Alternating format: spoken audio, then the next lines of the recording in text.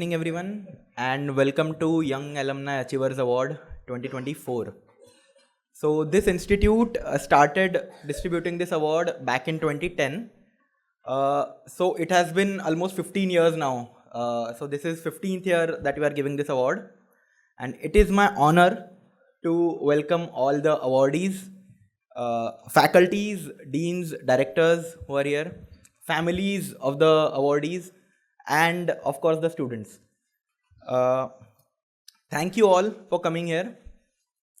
When I came to this institute, our first few months were tough, and I thought, does this rigor, does it mean something? Is it required? And when I see these people sitting here, I guess it's a testament of, yeah, it is required. It shapes you. And I will quote Dhaval Jain sir's words. He won 2017 Young Alumni Achievers Award. He said, this institute breaks you to make you. And I think you all are testament to that. With this, I would like to invite the director, Dean Faculty, Dean Alumni Relations. Yes? Yes, please. For the lamp lighting. Arun sir, please.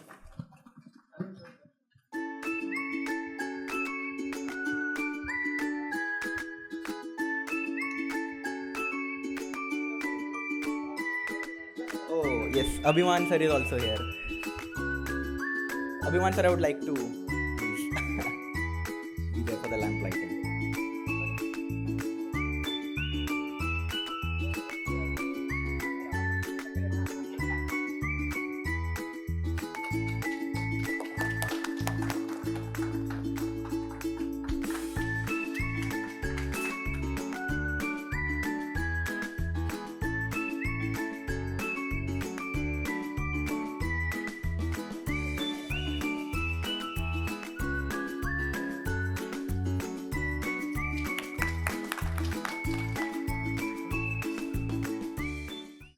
I would like to invite Professor Sunil Maheshwari, Dean Alumni and External Relations, to say a few words.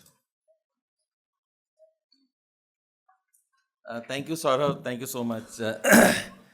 Let me first extend a very warm welcome to all of you, especially the award winners and their family members. And we are truly delighted that we are recognizing the excellent work done by our own alumni in the field, various fields that they are working in. This award is very special because for varieties of reasons. One, it is not a small achievement.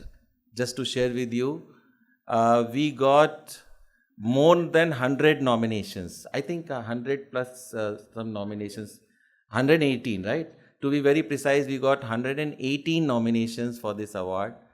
And all of them were very tough competitors, let me tell you. They had done exceedingly well. And the fact that you made it in that list is hearty congratulations. This award was finalized by multiple rounds of evaluation. We had first the shortlisting. We collected all the data from websites, from social media. We called you guys that, please give us information. It went through one round of evaluation by one team and the second round of evaluation where the faculty members and our senior alumni were involved. So through that process, and this is a recognition that what an excellent work that the award winners have done in their field, and my hearty congratulations. And I wish much more that you will achieve through your hard work, through your dedication in whatever field you are working. I take this opportunity to also share a couple of things. So far in the institute, if you are aware, we recognize distinguished alumni only once. That was when we celebrated Golden Jubilee. Professor Samir Barua was the director at that time. We celebrated. After that, we have never done it. And when I talked to my director, Bharat Bhaskar, he's here, that I want to start this system. And he said laughingly, Sunil, you are getting into a very difficult problem. I said, what? you have every alumni as a distinguished alumni. Whom will you leave out actually, And if you leave out anybody, they'll feel very upset. So I kept on thinking, but I think the last internal meeting we had, and we decided we will have Distinguished Alumni Award as well. Because why should we think that only 5 people or 10 people should achieve this, should receive this award? If in a batch 100 people have done outstandingly well, we should be generous enough to give 100 awards. And I wish that more and more people get the award. So get ready for now Distinguished Alumni Award of the Institute. And getting that award from the IIMA is going to be so special, I can tell you.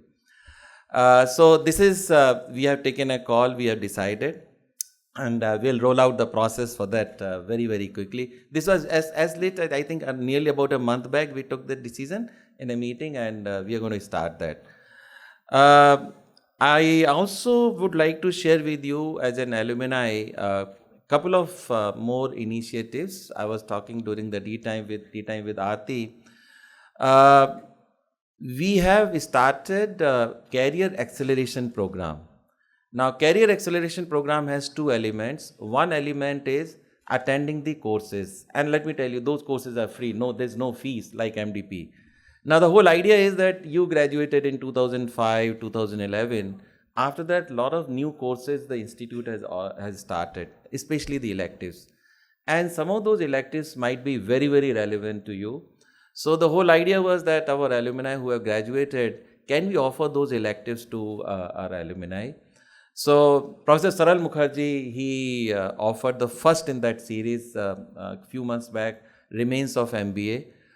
We are going to launch the second one very soon. I have some discussion going on with the director on one technical matter.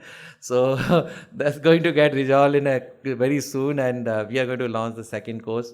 So the whole idea is that participate in those courses. Only one request that, once you nominate for those courses, don't drop out in between, because once a nomination is accepted means somebody has been denied, because we have limited seats there. Saral had huge demand. His course, I think within few hours, he had to close down the nomination, few hours of opening up. So we have one element where this is what is there. And the second part where I need the help of all our distinguished alumni achiever awards winners, as well as the other alumni, is linking those alumni who are seeking their career change. They may be in one kind of industry, they want to switch in the industry, or the nature of job that they are doing, they want to switch over that. So they are seeking for a change, and there are alumni in their company, they are looking for somebody to occupy certain positions.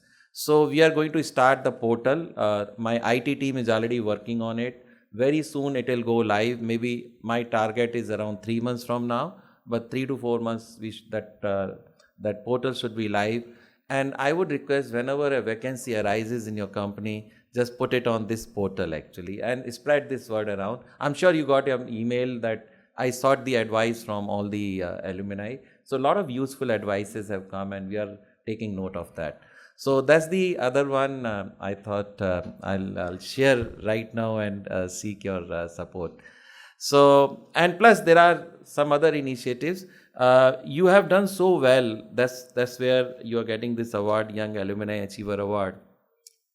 My view is that whatever you have achieved, you have learned in the process so many things which you would like to share with the young generation.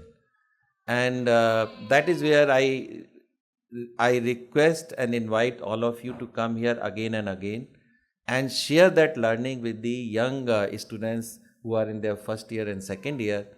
And to facilitate that, my director and dean faculty is here.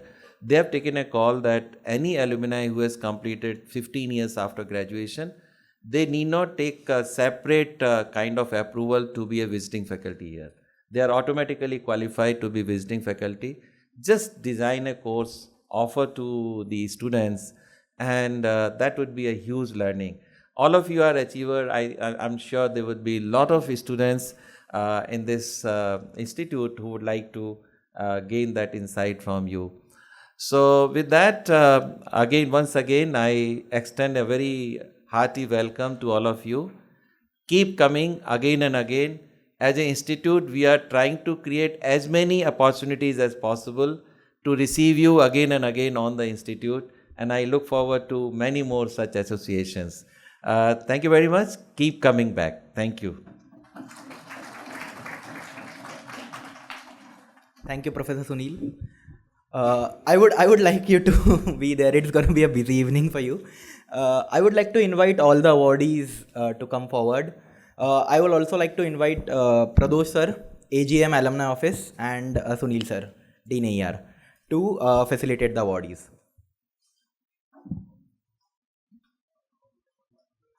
All the awardees at once initially. Yes. We can go there. Okay.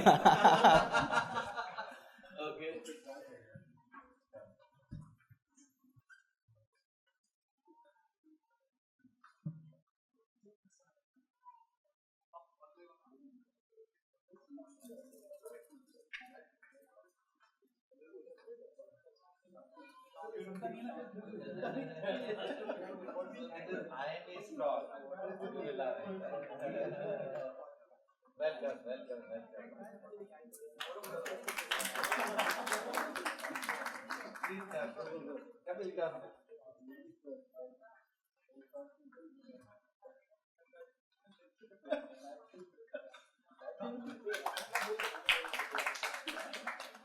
Aati, come.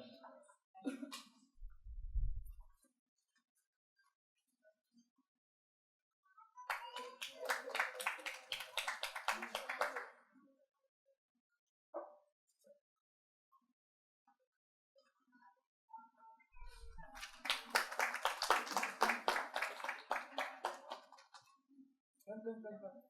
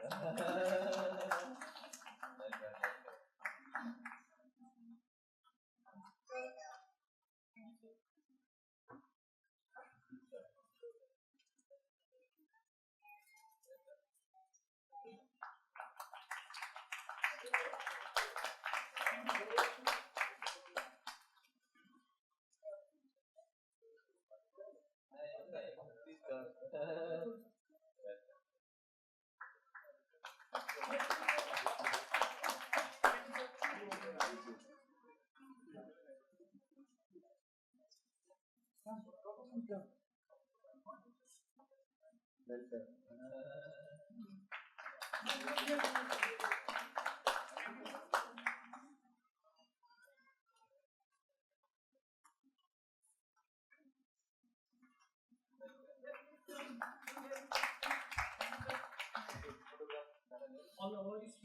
Yes, yes. I invite all the awardees to come forward for a photograph.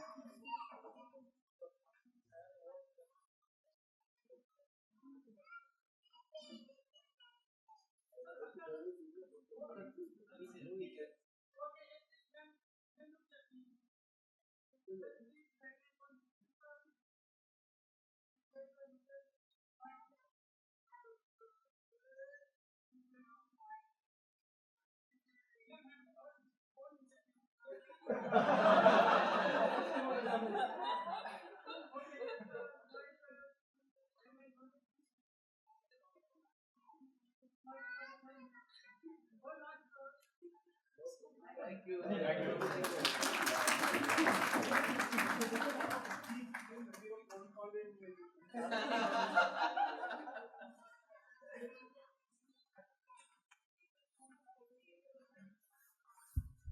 you, everyone. Now, before we start with the stories of our alumni, I would like to invite Professor Bharat Bhaskar, our director, to share a few words with us.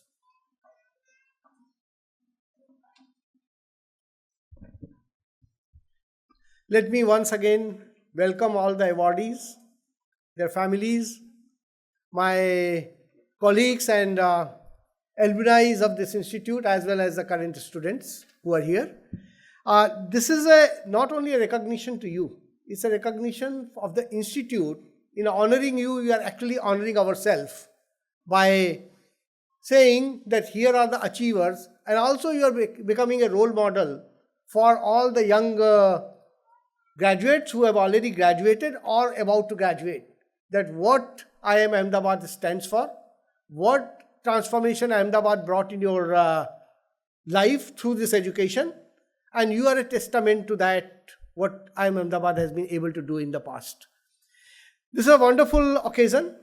Felicitation always feels good to you, to your colleagues, the companies and jobs you have created, or the people you have affected in your life by being in the social sector and other inspirational activities by which you have achieved in various categories.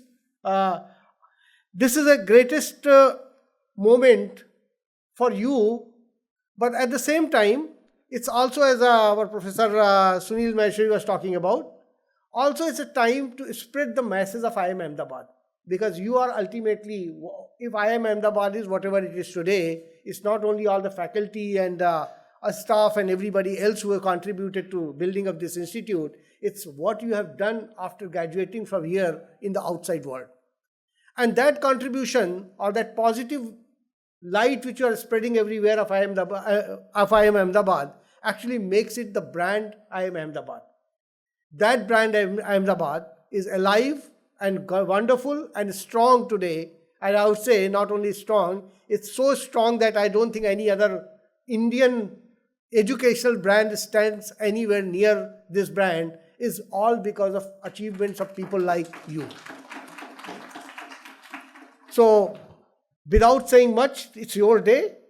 I think you have a lot to share with us. So I would like to hear more from you rather than talk about the institute, which you have been hearing and learning about it anyway. Thank you. Thank you very much.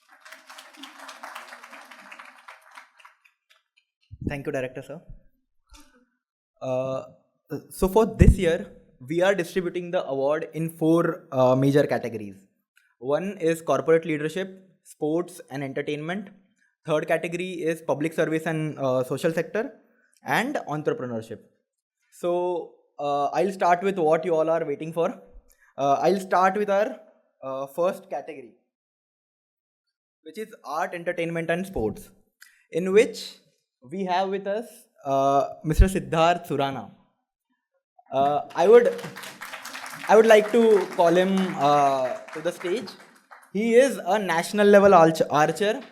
He has won gold medals, bronze medals and various championships. And not only that, he is again an entrepreneur as well. He has started a company and he writes poem. So hopefully we'll be able to listen to one of those. So please welcome with a huge round of applause, Siddharth sir. Before the speech, we would like to invite Dean sir and Pradosh sir, Director sir and Pradosh sir to felicitate sir. Sorry, I have been missing that word.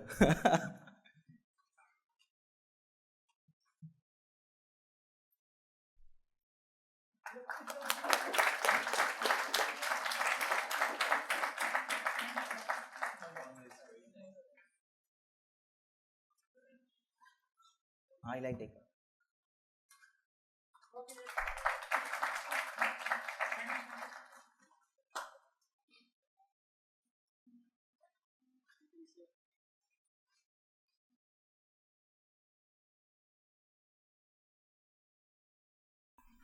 So the first mail that came from the alumni office for these awards announcement had my name the last in the list. So you know what happens. Just like a good PGP student, I relaxed. I thought, I'll get a lot of time and more importantly, some nice pointers from the previous speakers to talk about. But later on, just a couple of days back, they sent the schedule in which they had just flipped the order around, and here I am. So I had to get to work, and here I am. So, in fact, we have a very active batch WhatsApp group. And when this news came first, I jokingly told my friends that out of the 3 adjectives in this award, young alumni achiever, I like the word young the most. Because alumni, of course, I am for life. Achiever, one can be if one is already not there. But young is something you don't get a second shot at in life. So, and also, surely it helps that the Institute has been very generous in defining young as below 45.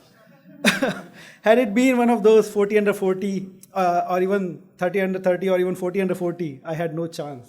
So yeah, just before you cross that threshold, it came to me. I knew that some of my batchmates had put forth my name, but I never thought I had any realistic chance. So the first reaction when I got this news was of a massive surprise. Being recognized by my alma mater and the much loved WIMWE at that makes me emotionally overwhelmed. The brick walls just keep giving so long after you pass them. And I accept this award very, very gratefully and extremely humbly. Think of the magnitude of this award, the past recipients, and even the current list, which incidentally includes my own batchmate, dormmate, and floormate, Vivek. And the fact that it cuts across batches full of luminaries makes one naturally doubt if one has fully deserved it yet. But I'll try my best to fully earn what has been given to me in advance. I think I've been very fortunate as well. And it's a matter of fact that it's in part due to the category that I represent. For in categories like corporate leadership and entrepreneurship, there's far too much competition, even discounting for the multiple awardees. Simply because IIMA is a premier business school. It's not a sports school or a theater school or something like that. But how cool is that? I practice archery, and not only do I get medals for that, IIM Ahmedabad tops it up with an award for winning those medals. So it's quite cool. This is how compounding, I think this is especially for the students, some of you are here, so I can address you. This is how compounding works in life. If you're good at something and keep working at it, keep refining yourself, you get rewarded in multiple and disproportionate ways. I take this occasion to thank my family, especially the 2 wonderful women who are not here today because of, again, their own responsibilities. 2 wonderful women in my life, my mother, who worked hard to raise me, and my lovely wife, Chetali, who has been a pillar of support in all my ups and downs, and I've had far too many for her comfort, I'm sure. It's because of her blind trust that I have been able to take risks, not only in pursuing my passions, but also in entrepreneurship. Sunaina and Dishane, my 2 adorable kids, who inspire me every day. My brothers and my unconditionally loving friends. A big thank you. I'm also grateful to my team at Agri Central for their goodwill and support at all times. In the next few minutes, I will talk about a few parallels that I have drawn from archery and how they apply in business or life in general. These learnings resonate with me very strongly, and I hope they will be useful for you also to think about. Firstly, there will be times when you will find yourself in a very hopeless situation, but still you need to give your luck a chance to work for you. And sometimes things will turn for you. This is what happened with me in the Indoor National Championship in 2022. Those were early days of my archery, and although I had qualified for the nationals because of the silver that I won at the state level, I knew that the competition at the nationals would be far too tough. So I was naturally reluctant, but my coach pushed me into it. It was held at a place called Mahad in Maharashtra at MIDC. If people have seen MIDC, how it looks like. And the conditions were downright pathetic. This is a problem, we have serious problem with non-cricket or maybe non-football sports in our country, especially at the domestic level. Maybe I'll talk about it later at some other platform. But yeah, the conditions were very pathetic, scorching heat and humidity with hundreds of players and spectators crammed into an abandoned factory shed with no ventilation and tin roofing. It was like being inside a pressure cooker in that heat. In indoor archery, there are 12 ends of 5 arrows each, and you get between 0 and 5 points per shot. I shot well to begin with, and very quickly I came to the second spot. But then I hit a wall. There was a very senior archer, Tamil Nadu coach called Senthil Kumar. He was leading the field, and with each shot, the gap between us was widening. And the heat was anyway bad. The archers were lined up with their heels touching the next archer's toes, and they were breathing on each other's necks. They actually give you 4 minutes per round, but I was finishing in 2 minutes and just walking out of that inferno. By the halftime break, I thought I had no chance at gold anyway, so I didn't see a point for exerting much. Anyway, silver itself was beyond my expectations because I was hardly 1 year into archery. However, after the break, I saw Senthil missing his mark with some of his arrows. The shots that earlier he was putting into 4 or 5 ring were going into 2 and 3, and his groups were all over the place. So he was actually complaining of muscle cramps due to the heat. I was also suffering in the same oppressive heat, but I just thought to myself, if this is to be, this is my chance, right? So, and after that, I just started to shoot with a lot of intensity. Of course, my technique was still half-baked, but I just focused hard and long and started to put arrows in 4 or 5. After some time, he also recouped and he started shooting well again. But by the final round, our scores were tied. And again, 3 arrows for the last round. The first 2 arrows we both put in 4. The last one he put again in 4. I was a little behind him. So I thought, this is it. I have to put it in 5. The arrow went well for me. It left me well and just hit the X. X is the middle of the middle. Just, you can call it bullseye. So I won the gold by just that 1 point. I surely wouldn't have won if not for my rival's bad luck. But I did something right by myself by showing up for the fight. Otherwise, I would not be standing here in front of you today. So whatever happens, always show up for the fight. And even if the odds are stacked against you, you might just get lucky. Now, one parallel I draw from archery is about path dependence and how seemingly small errors in the beginning get amplified with scale. When I started off at 7 yards distance, I would just aim and shoot like I'm shooting a gun. Even if I wasn't very still, which is a must requirement in archery, the arrows would get in center. This is called forgiveness in small, short distances. But when I came to 20 yards, things changed drastically. I did expect my groups to open up, but it was a revelation by how much they did. The same shots which used to go in the 10 ring now went to 3 or 4. Currently, I shoot 30 to 50 meters, and even the slightest of wobble creates a huge deviation downrange. You know at what distance the Olympic archers shoot? Anyone? Any guesses? It's 70 meters. And the size of the 10 ring is the size of a CD. You can barely see it from the shooting line. And still, most of them put most of the shot in 10s. Their average arrow score is 9.7, 9.8. That is like, when you watch them, it's like superhuman. So yeah, so in that scenario, the deviation of the size of a ballpoint pen tip is enough to put the arrow outside of the center ring. So A, it is extremely path dependent as if the arrow remembers how it got there, much before it left the string. Maybe from how you stood at the line, how you drew the string, how you anchored it, and how you released and how you followed it through. And B, any initial error in the shot cycle only magnifies later on, and you're always playing catch up. There's no chance for you to correct it. It's very difficult to course correct later on. Those who play golf also know, I think, that there's something called backswing. And for a very smooth swing, everything has to come together, otherwise it won't happen if you want to control it at the last moment. To take this observation into business, some of the early choices that we make, like culture, choice of customers, operating model, cost structure like fixed versus variable, get baked into it and make the trajectory extremely path dependent. And as we scale, the choices make themselves more and more visible for good or bad. So I think this is something to just remember when we start up or anything in our career or business. Lastly, my only piece of advice, especially to the young students, is to inculcate an interest in something that is different from your work. However much passionate you may be about your work or academics. It could be anything: writing, cycling, dancing, music, painting, anything. Only condition being that it must be an active participation from your side. You must not be consuming the content only. So that's why I've not included, say, watching movies on Netflix or reading in this list. So you must be the main protagonist. And you should not just stop at making it as a hobby. You must be doing it not to switch off, but you should get lit up when you do it. If you do that, you will surely discover a new aspect of your personality. And not only will it bring you a lot of joy, it will also help you locate meaning in something other than your work.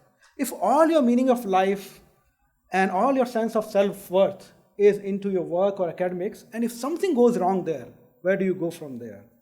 Lastly, I end with this quote from Paulo Coelho from his book, The Archer, which also tells why I love archery. Once the arrow has been shot, there's nothing more the archer can do except to follow its path to the target. From that moment on, the tension required to shoot the arrow has no further reason to exist. Therefore, the archer keeps his eyes fixed on the flight of the arrow, but his heart rests and he smiles.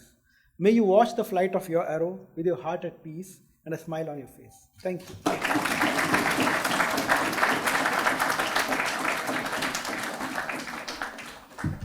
Thank you so much, Siddharth sir. This is a testament to how sports can teach us the way of life. And thank you again.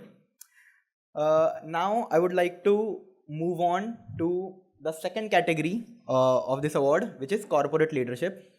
For this, I would like to invite Aarti Nihalni ma'am. She is the co-head and partner at Oliver Wyman India. She has served on a lot of committees, including SEBI committee, Mahalingam committee. She has been an active advocate for diversity and gender equality. So yes, again with a huge round of applause, please welcome Aarti ma'am.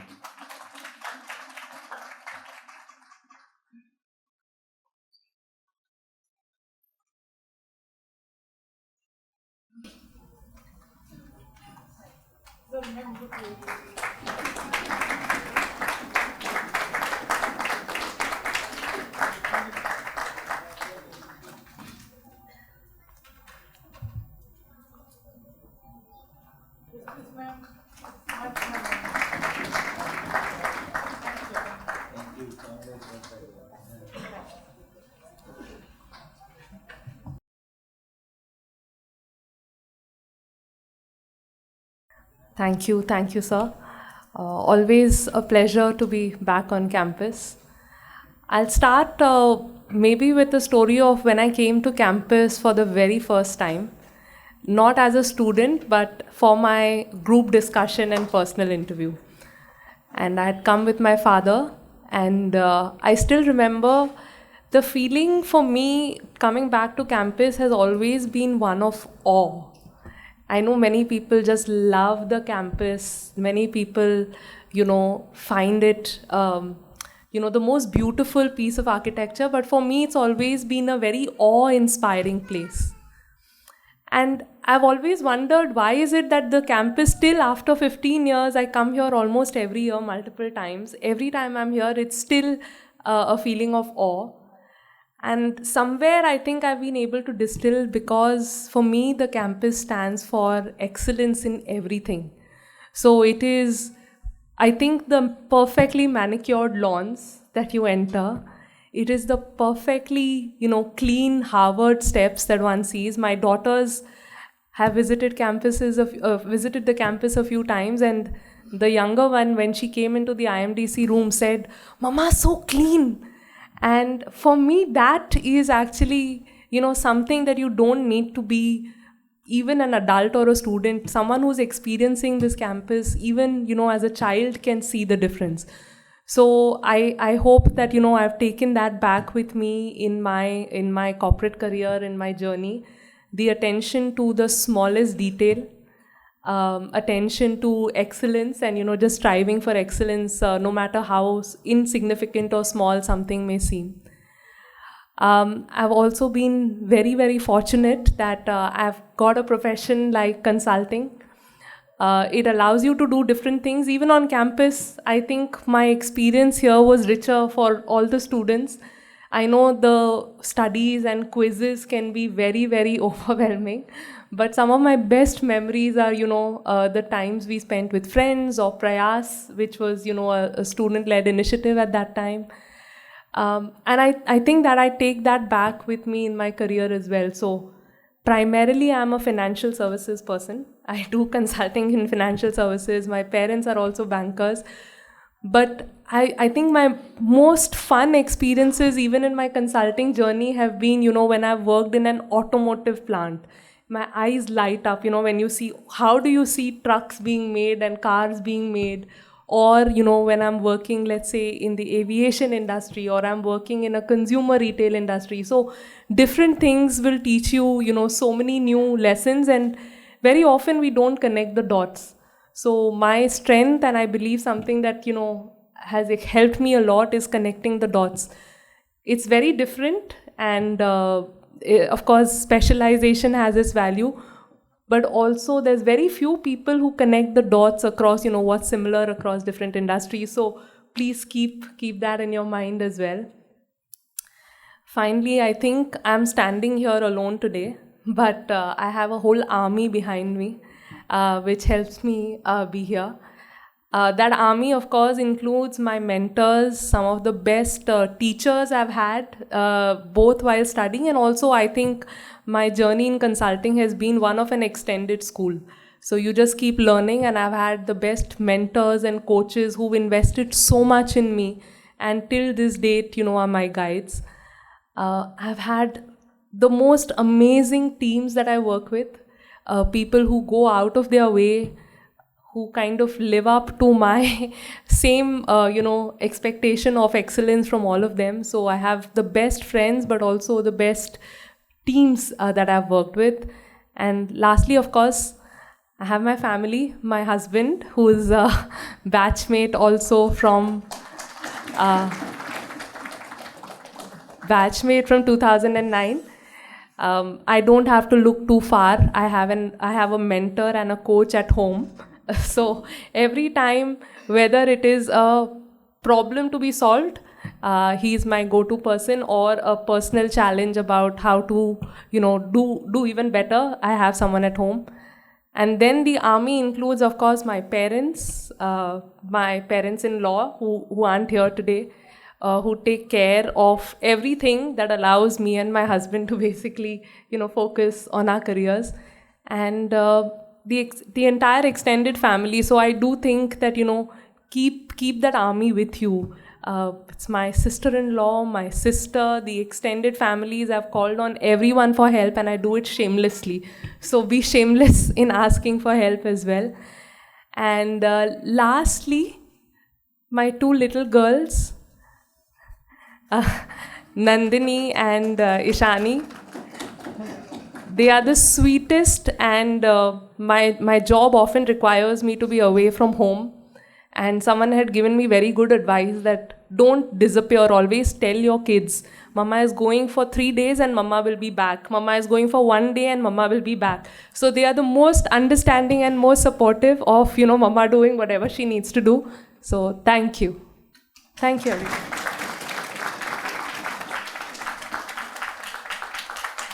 Thank you so much, Aarti ma'am.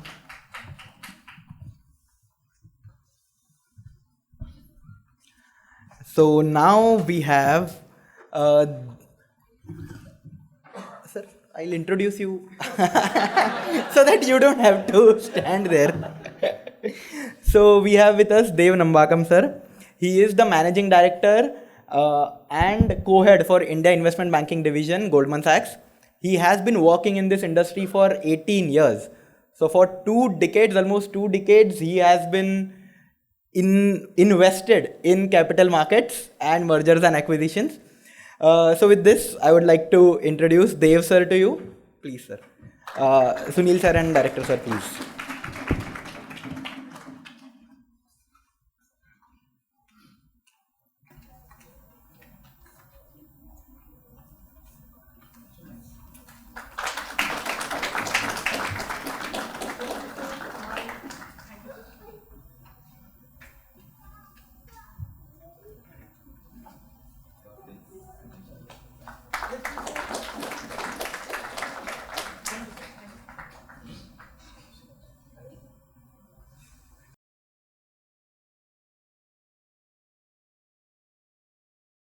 Thank you. Thank you to IIMA. Thank you to the director, the dean, the professors.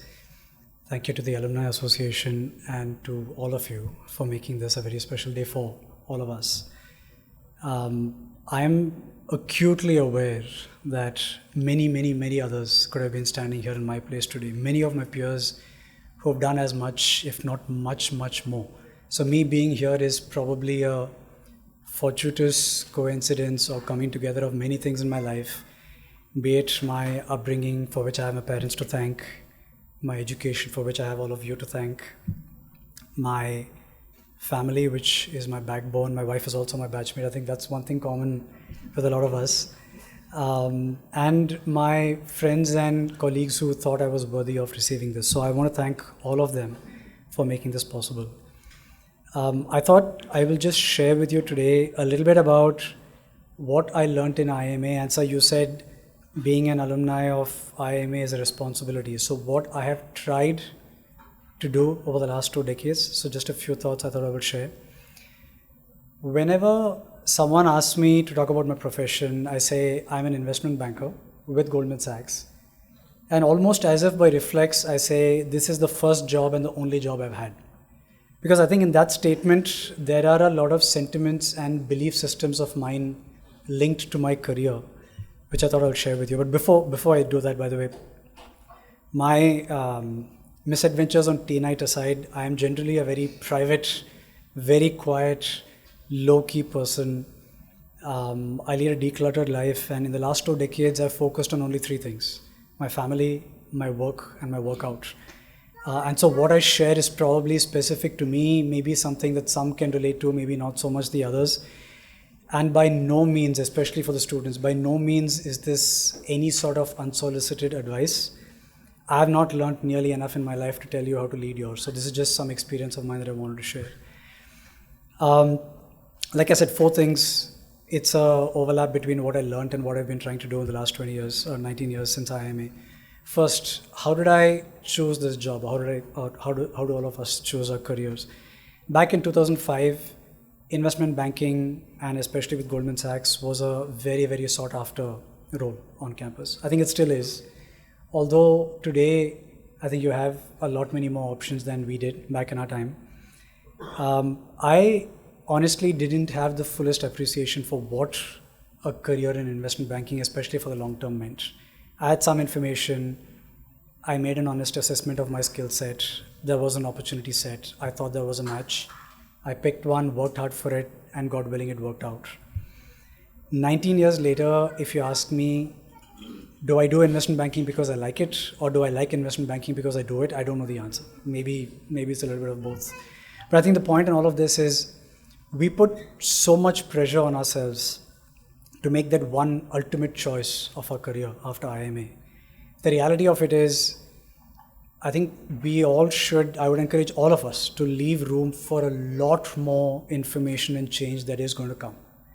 And how we react to that at each point in time is probably going to be more important in shaping a longer term career than that all important first choice we make. So especially for those who are going to sit for placements and looking forward to starting your career, this is just the first step, and by no means, not even close to being the make or break decision of your life.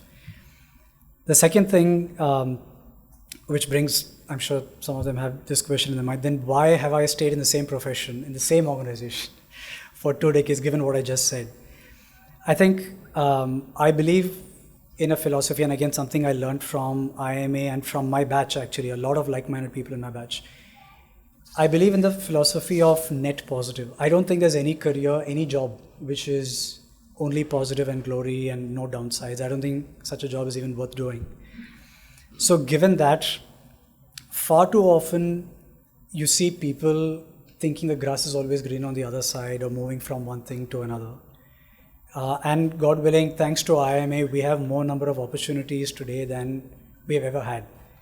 But believe me when I say, and you've heard this already from some of us and you will hear this from more number of us, we were talking about it at lunch, there is virtue in longevity.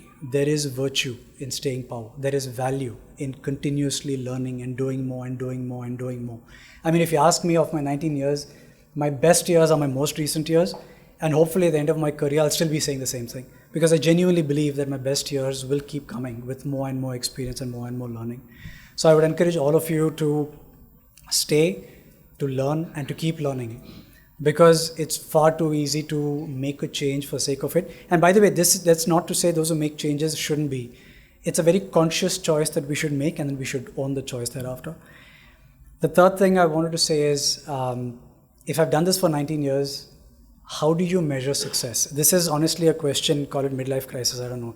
This is a question which I've been asking myself a lot more in the last few years than I have been before that. I work in a client service industry. I'm fortunate enough to work with some of my colleagues over here today. I work in a client service industry. So I work with some people who are my colleagues to serve other people who are my clients. By definition, as a senior banker, my measure of success is almost entirely intangible. Trustworthy relationships, deep client relationships, honest advice, good quality advice, and so on and so forth. And you can't measure these in true numbers. But that's how, as a senior banker, I have defined my measure of success, because I don't know then, after this what, and after that what. It's a question which we keep asking ourselves, and at some point we don't know, and we look to others to set a standard for ourselves as to what the measure of success is.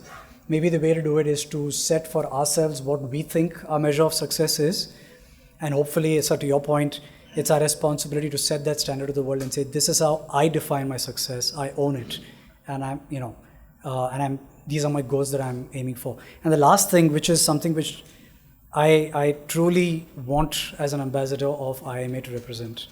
We are talking about the category of corporate leadership. Far too often, you see people becoming leaders and they think it's their job to only tell other people what to do and not focus anywhere nearly enough on what they themselves do. There is a very famous quote by a few of our world leaders which I love. I didn't know who it was said by until I read it. Quote, there are two categories of people in the world: those who do the work and those who take the credit for it. Try to be in the first category because there's far lesser competition, unquote. I mean, that was incredible. And if I've done my job half well, hopefully as a representative, as an ambassador of IIMA, I will end my career saying I did it in the first category, and that's where I belong. So by the way, these were just some of the thoughts. I still am in the middle of my career. Hopefully I have a few good years left in me. And hopefully some of the things that I said may resonate with some of you who are just going to start your careers after IIMA. But more importantly, thank you again to all of you. And I sincerely hope I will be able to be a good ambassador for IIMA going forward, my career as well. Thank you so much.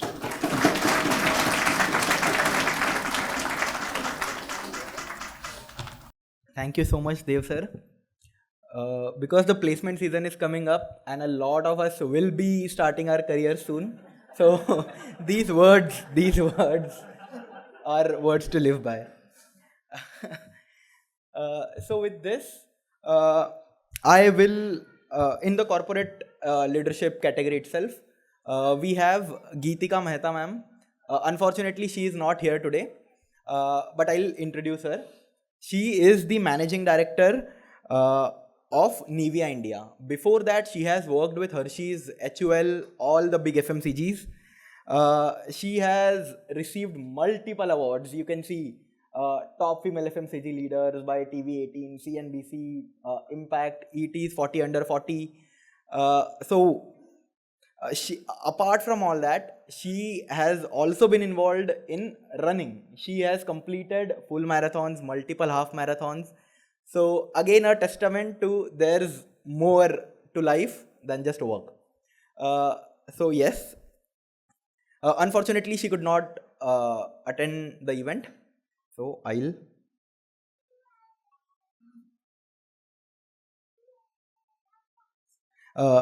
So in the same category, I would like to invite Kapil sir, who is the managing director of Carlyle India Private Equity. You can see the numbers. He has involved in over $4.5 billion investments. He has a portfolio of like different high stake banks. He is an active advocate and has been involved with a lot of IITs and IIMs in the process. And he has recently achieved IIT Kanpur's Young Alumni Achiever Award. So it's not new to him. So I would like to invite Kapil sir.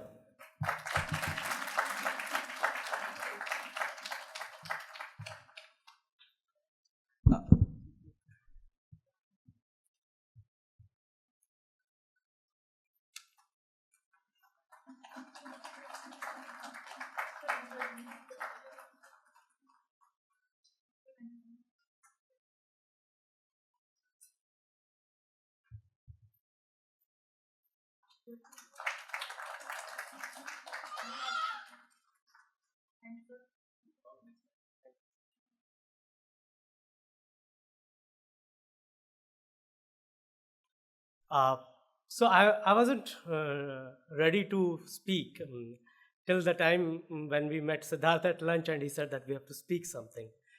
I'm not a good public speaker, so I got scared.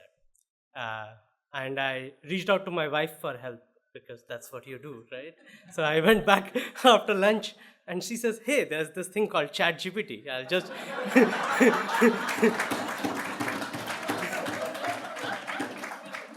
So she got me something. It's on my email. Then I read through it. Two thoughts came to my mind. One, first thing IIMA taught us, no cogging, right?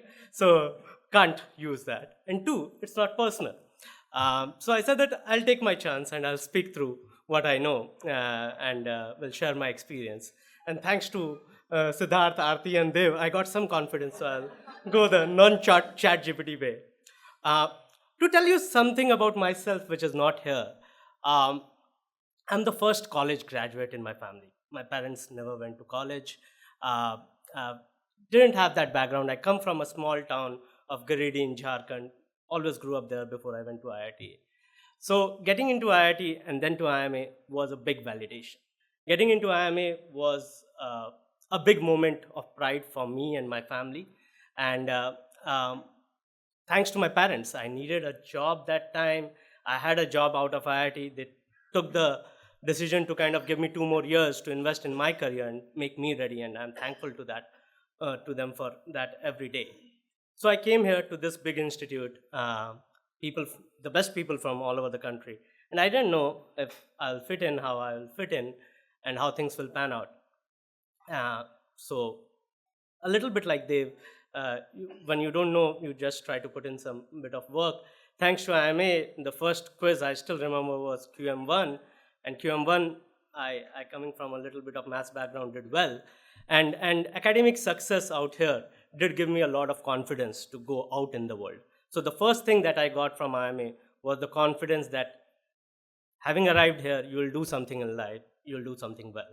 So that is a big positive that the institute gives. The second thing is the network, right? I'm right now sitting with 2 people, Aarti and Dev, in the same, and I work with them in my career. So the second thing was the incredible amount of talent that this institute puts gives you the network to go out anywhere in the world and find support. Whether you go to US, Europe, Asia, everywhere, and in any part of your job, that's amazing, and that stays with you for life. And the third thing is how I got my job. So I came here, first 4 months out, I got an internship with Lehman Brothers. First time go to London, I got my PPO, I done, right? So I thought that I'm all settled. I'm going to graduate in 2008 with Lehman Brothers. So in December, I'm about to tell Aarti, and Aarti was the junior batch Plascomer in my own Placecom department, that I'm getting out. Then my dad says, hey, I'm not keeping well, I want you to be in India. Now I'm scared, I don't know if I will get another job or not. So I said, let's talk to Lehman Brothers. They said, voila, we are setting up an office in Bombay, we are all set, you go and do that. I said, okay, then I'm again well set and going to Lehman Brothers in Mumbai. Then Lehman Brothers, I was going to join the sales trading desk in London. They said there's no sales trading, you have to do investment banking like they have, which is a lot of hard work, lots of work, lots of night outs. I knew that much. I said, no, I don't want to do that. So they said that if you don't want to do that, there's something called this private equity, which you can try. But for that, you'll have to talk to the person heading it. which meant another interview. I didn't want to do that. So I went and found another friend in private equity who was working that time at Carlyle. I said that I'm someone who doesn't want to do an interview, and I still have to go to this job, private equity. I met him for a breakfast. Long story short, I got a job in March 08 in Carlyle Private Equity. That's where I am. To the point that Dave says, it's all about compounding. The best years are the most recent years for most people. It is because it's a lot of hard work that people around you do.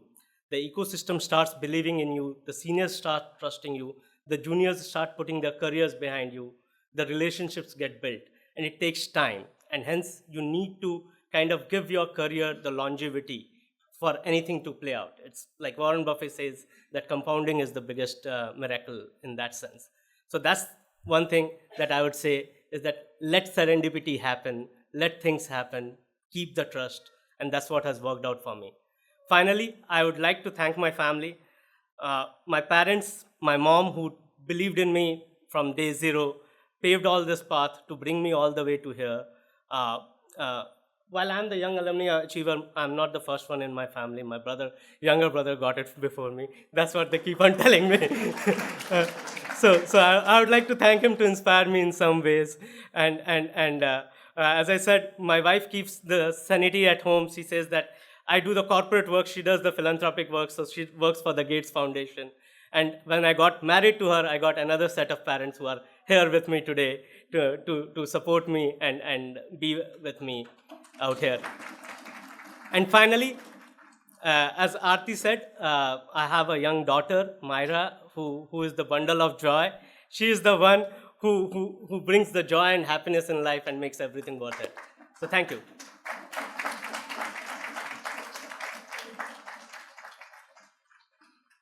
Thank you so much, sir. And we definitely need to explore more about the Lehman Brothers story.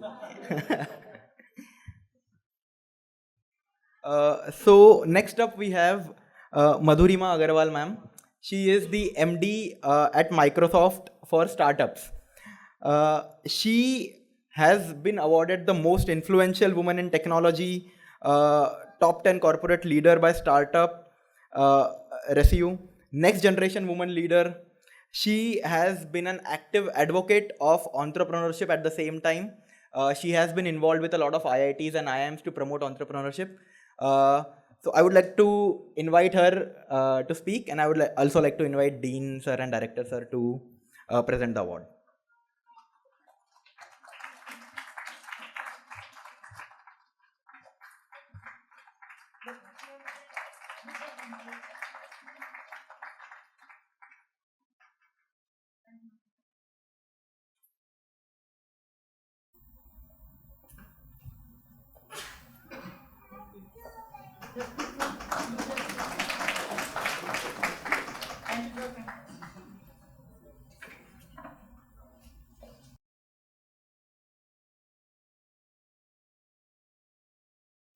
So the first feeling I got when I got this email that I won this award was that of deep gratitude. And I want to say that in person. Thank you.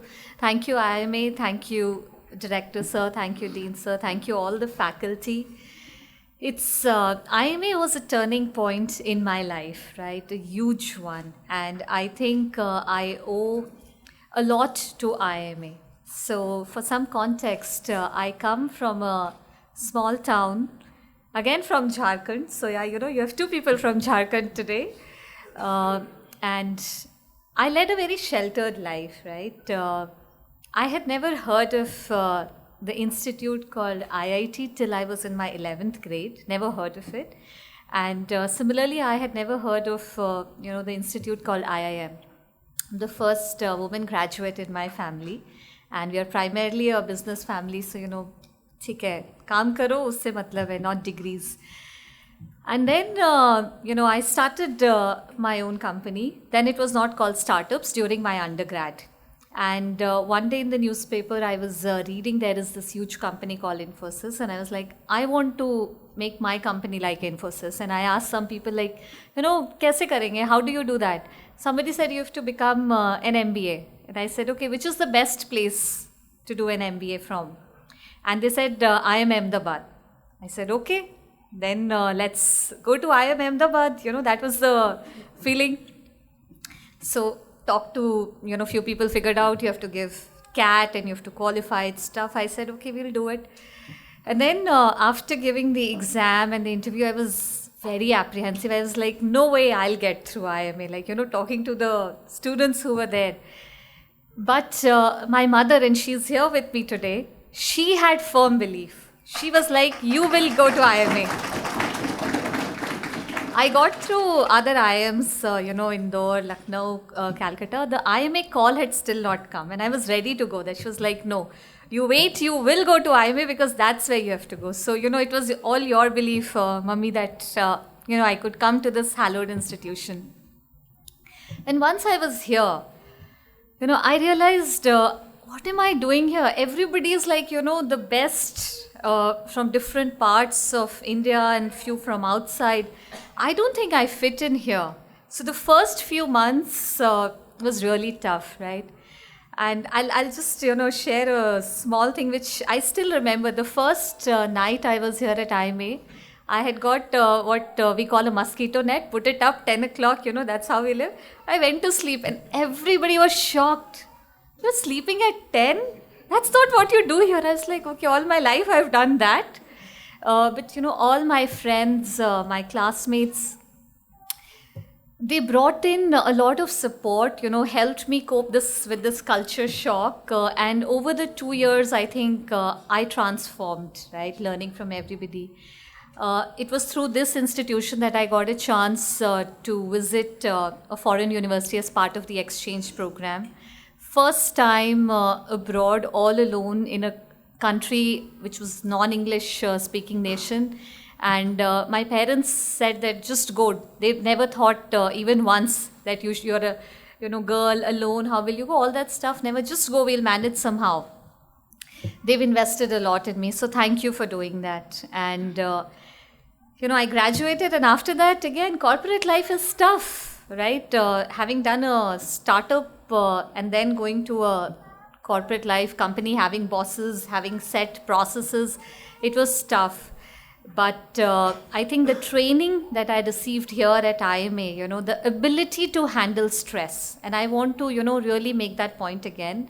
Here, over the 2 years, they put you under so much pressure, deadlines, you have the amount of caseloads to read, a lot of things going on at the same time, and still you have to ensure that you do your acads well and, pass out with flying colors. Somewhere gradually over the 2 years, it really made me strong within. And I think that till today is one of the biggest takeaways from this institute, the ability to handle stress and not panic whatever may happen. Because change is the only constant. So your ability to handle that is something that this institute drills in you. Keep the logical mind, keep your emotional sanity, and handle that. So those are some of the things I really took away from this institution. My husband is not from IIM, but I think he's one of the biggest support pillar after getting married, right? The 20 years journey that we've had together, he's been the constant support. And I always tell people, the partner you choose in life is one of the biggest determinants of your success in life. Because come what may, if they are behind you and give you the support that you need, you will succeed in all situations. So thank you, Divyanshu. I know he's not here today because he's taking care of the kids at home and ensuring that I get my chance under the sun to shine here. So that's one more advice to all the people who are graduating now. Be very sure of who you are marrying or spending your life with. Especially if you want to become an entrepreneur, the other person should bring in all the money while you're struggling.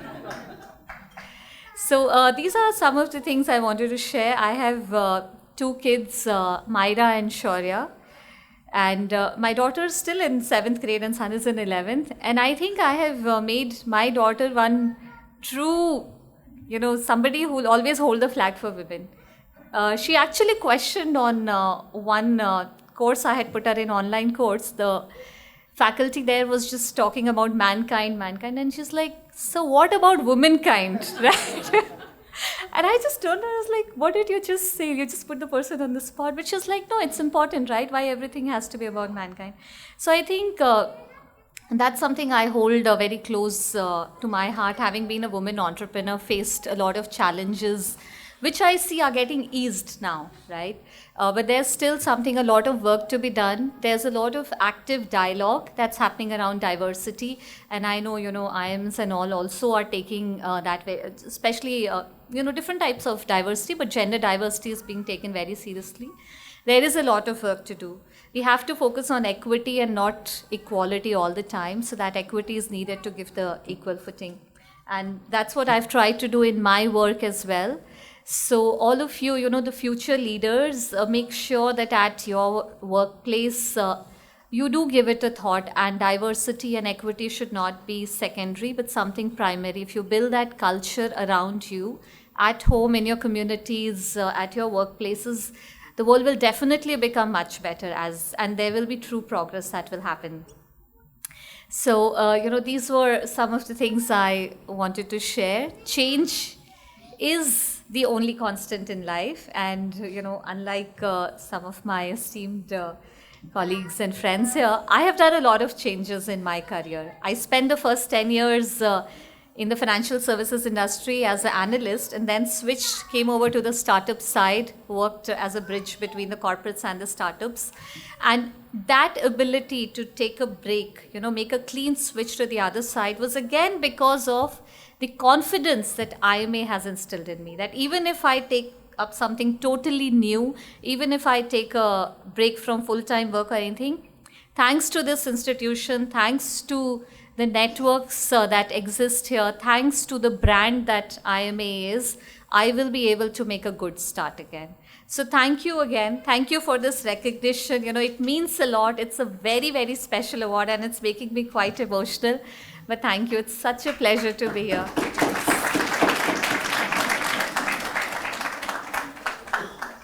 Thank you so much, Madhurima ma'am. That was wonderful.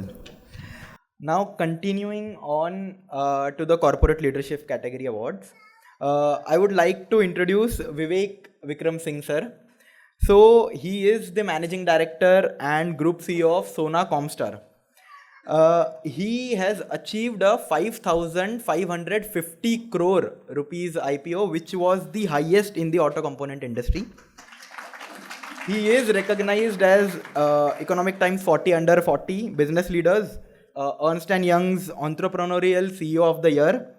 He has led sessions with Harvard and many other business schools. And he has spearheaded startups with IIT Delhi and IIM Ahmedabad.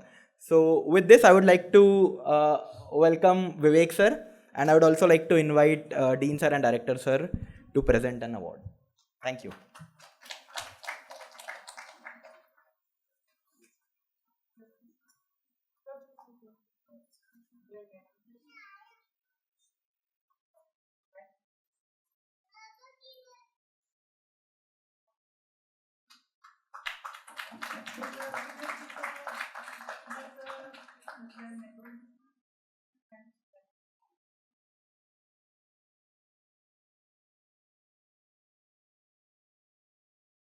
So, unlike my friends in consulting and banking, I've had to write down my speech because I'm in manufacturing.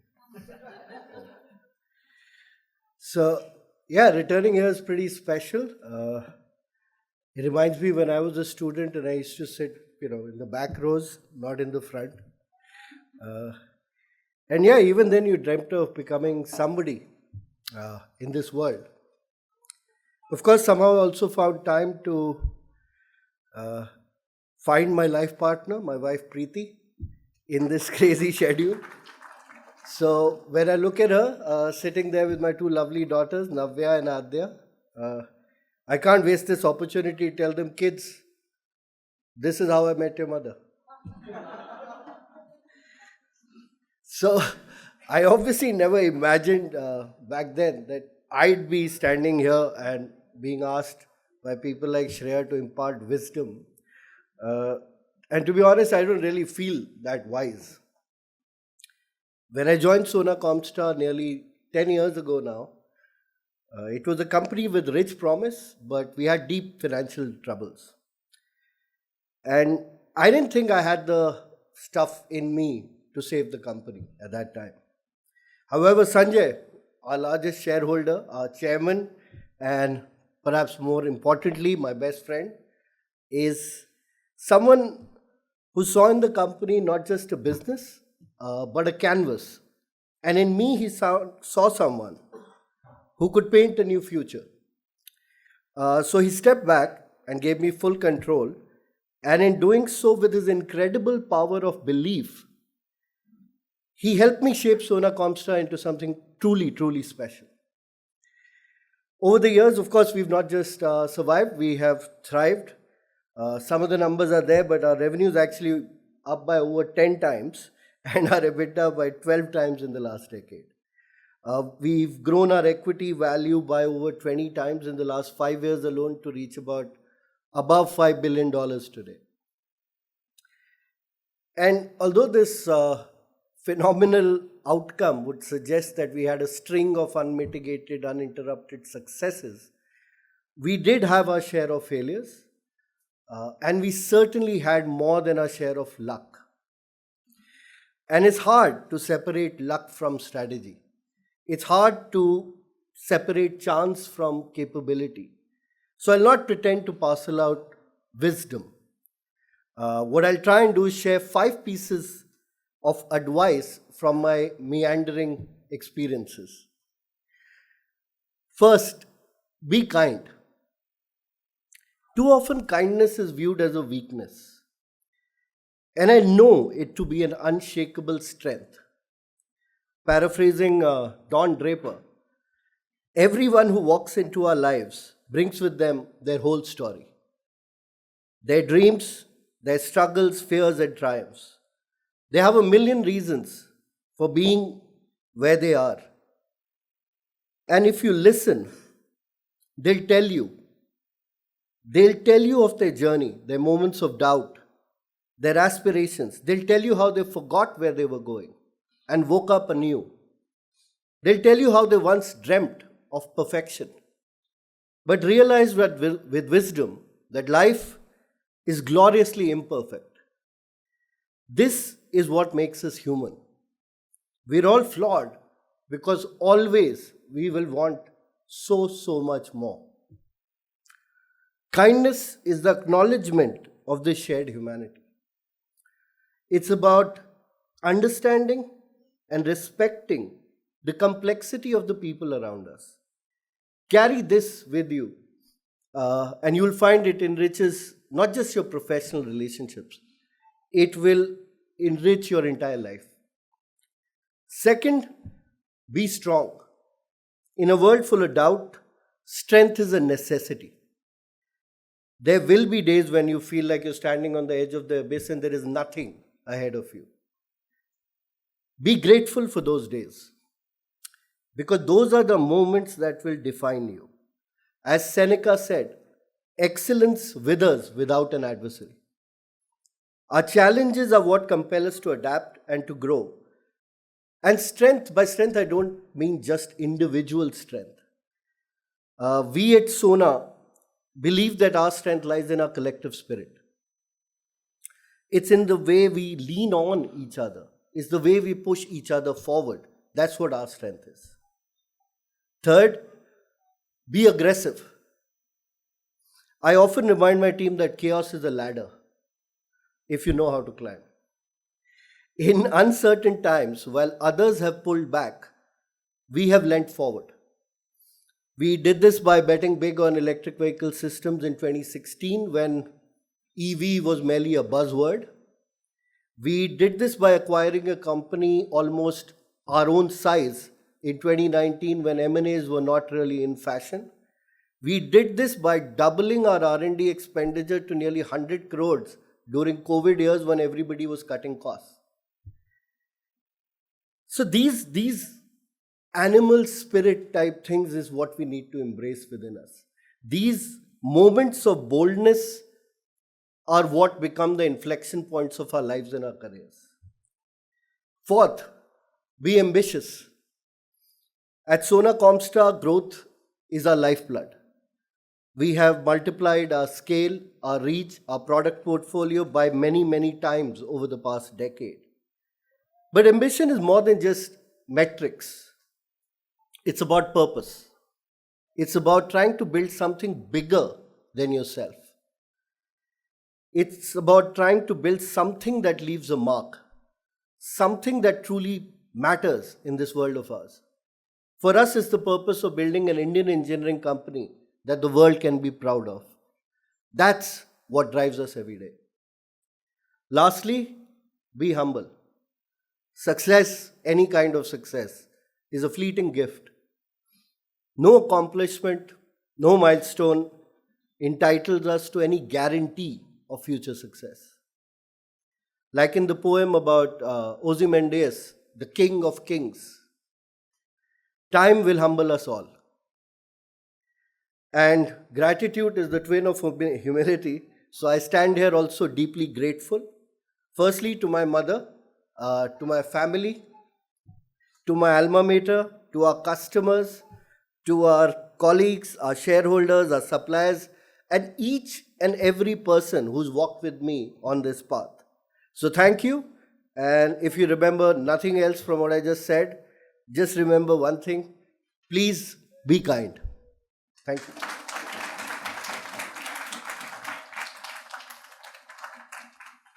Thank you so much, Vivek sir. The world does need a little more kindness. Uh, Now we will move on to the next category, which is entrepreneurship. So for entrepreneurship, we have Abhinav Jain sir, which is the founder and CEO of Shop 101. It is an e-commerce startup, and it was founded in 2015. So when we talk about e-commerce startups, we all know they are loss-making. His is not. So it's a unicorn now. And the one thing that I love about this slide is the second last point. We were talking amongst ourselves about creating a CV because we have our finals coming now. And we just thought, what a wonderful point this is. And you can only get this point through entrepreneurship. So again, with a huge round of applause, please welcome Abhinav sir. I would also like to welcome Director sir and Dean sir to present the award.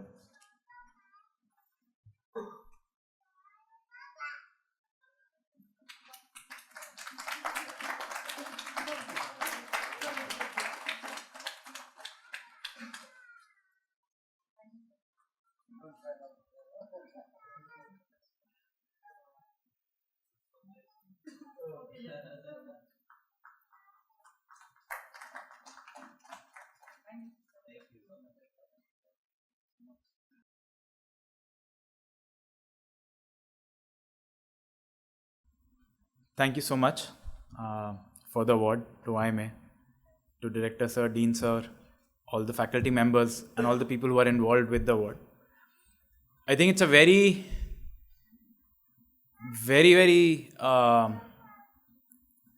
emotional moment for me to be standing here. And there's a lot of pride, there's a lot of gratitude. I also feel IIMA is always my IIMA. And it is always very special when somebody who you love, care, actually recognizes you. So to me, thank you so much. And I've always felt that about IIMA when I stepped in the first time. It just felt I belonged. I don't know why, I don't know how.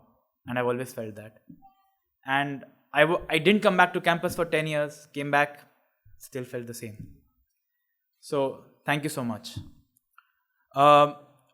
In terms of learning, I think the biggest learning I learned on campus and the biggest investment I made was my wife. I found her here. We met here. And through the ups and downs, she's of course always been there, right? And even now, the twins are there. We love them, but you can see her handling them and managing through everything. So thank you so much. When I think about the last few years, I think Dev, Aarti, couple spoke about how different they have done the same thing or continued compounding. My journey actually has been very different. I started out as a consultant did consulting at Bain for 4 years, but then decided to venture out on my own. And to be honest, I actually always knew, even at IIMA, that I was going to venture out. But still, it was a big deal when I did. And my learning from that journey in general has been that as long as you know you are compounding, it's fine. It need not be in one dimension. It can be across dimensions. And truly, that's what you have to think about, that you have to keep growing, keep moving. My third stint, if I were to say consulting, Shop 101, and the next stint could be very different, right? So compounding is all about keeping to go. I think as I think about IIMA and my journey at IIMA, my learnings, there are many that I would think about other than, my wife. For me, the biggest part of IIMA was I was the SAC coordinator or general secretary. And that to me defined my existence. And hence, when I look at IIMA, my journey is very atypical, very different from most other people. I wasn't bad at academics. I was good. I was decent. But I wasn't, the ice call guys. But for me, everything outside of classroom was what I learned. And it was insane. For me, the first year taught me a lot of rigor and discipline. How to be worried about everything else other than academics, yet run from Dorm 18, which was at one end of the campus, to CR7, which is at the other end of the new campus, and manage to get in at 59:59, 8:44, 59:59, and be there. Sometimes with eyes wide awake, sometimes maybe not. But that has stayed with me, right? And the second year was a total contrast. It was all about freedom. It was all about choosing to do what I wanted to do. In fact, so much so that I'm about to graduate, and thankfully all is well. The PGP office calls me, there's an issue. I'm like, yeah, what happened? They are like, in second year, you're supposed to do 20 credits, and you actually have 21. So you'll have to drop a course. How does that happen? Right? I just did what I wanted to do and ended up taking more courses, didn't realize. So IIMA has this contrast and this atypical nature. It gives you the freedom, the energy to do what you want to do. If I had to pick and distill the learnings, of which there are many, I would say in my startup I followed a very simple philosophy: ruthless prioritization and relentless execution. Ruthless prioritization is just figuring out what you want to do, right? And you can apply it to literally any and everything. To me, I started thinking about this with Professor Saral Mukherjee's course. He said strategy is not about the doors you open, it's about the doors you close. And that has truly stayed with me, right? It's about prioritizing and saying, what will I not do? And still I ended up doing so many courses, right? But that's the dichotomy, and how do you keep at it and doing it? I think that's that. The second part, relentless execution, is even more key, right? First is about picking the direction. And of course, as you know, even if your direction is wrong by a little bit, it goes off beat. I think Sid was talking about the arrow and the direction. So direction is key. But if you don't follow through, if you don't execute, nothing happens, right? I like Dev's thing. I want to be the guy who keeps, who will always show up, who will always be there. And that's what you have to do. For that, I have two different learnings. One is Professor Sunil Handa's course. He has had a big influence on me, entrepreneurship. There were many things that I learned from him, but one word I would say, he would always say, nichod lene ka, right? And I would paraphrase it as chhodne ka nahi, which means once you find something, you should not leave it, right? And it means in so many different ways. Once you found your true calling, don't leave it. Once you found something that works, keep going. And give it all your all. And that was true. Give it your all. Even to get his course, Professor Handa's course, you have to literally bet all your points. Those who don't know, every semester you get a few points and you pick courses by lottery system, by auction system. So you have to bid. And so to get that one course, you have to bid everything. And that means everything else you got was basically whatever was free. Right? And the deal was not that you have to give it your all. You have to actually get bonus points by getting high grades in order to be able to win that course. Because the 30 seats would anyways go. So that taught me that you have to give it your all and give it beyond your all to be able to do, anything meaningful. The contra to that is what my kid has taught me. She will drop things and then say, koi baat nahi. Right? And that's the other thing. Things will not go your way. Things did not go my way, and yet they did. Right? I started out, we were doing very well, and it's a journey of ups and downs. I mean, today I can stand here and say, yes, my venture creates employment for 10,000 people. Maybe at a point in time it was much more. But it was not always like that. When we were starting out, I got my first round of fundraise even without leaving my job. My second round of fundraise took 3 years. My third round was there in the bank within 3 months of the second round. And then within a year, nobody wanted to fund us again. All of it is koi baat nahi, right?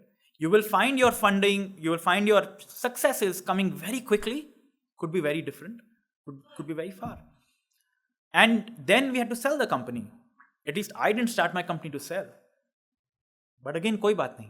After selling the company, within post-acquisition, if I had to now, the 3 years have been fantastic. I think I'm just wrapping up.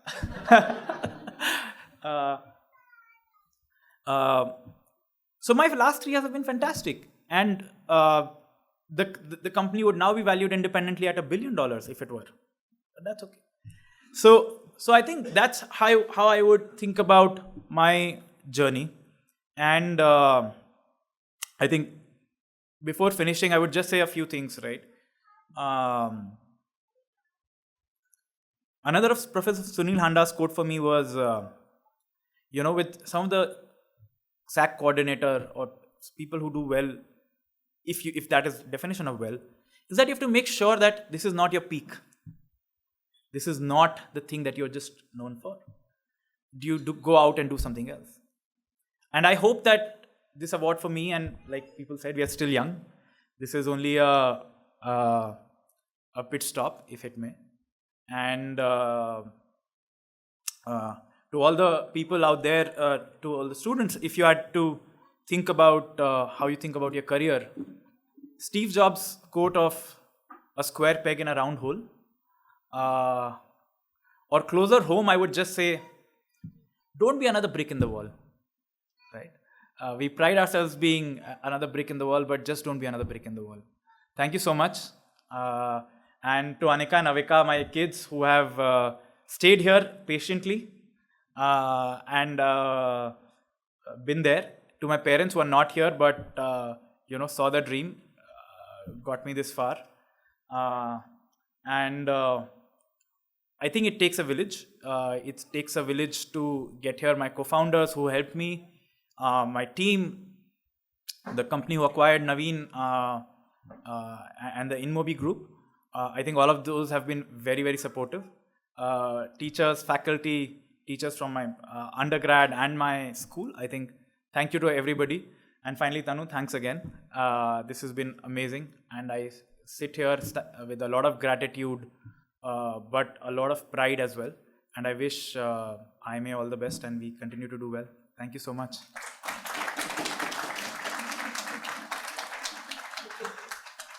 Thank you so much, Abhinav sir. For all the budding entrepreneurs, it's a journey to follow. Now, in the entrepreneurship category, I would like to introduce Amit sir, Amit Kumar Agarwal sir, who is the CEO and co-founder of No Broker. Everyone, at least once in our lives, we have used No Broker, which has revolutionized the way we rent, we buy, we explore household help.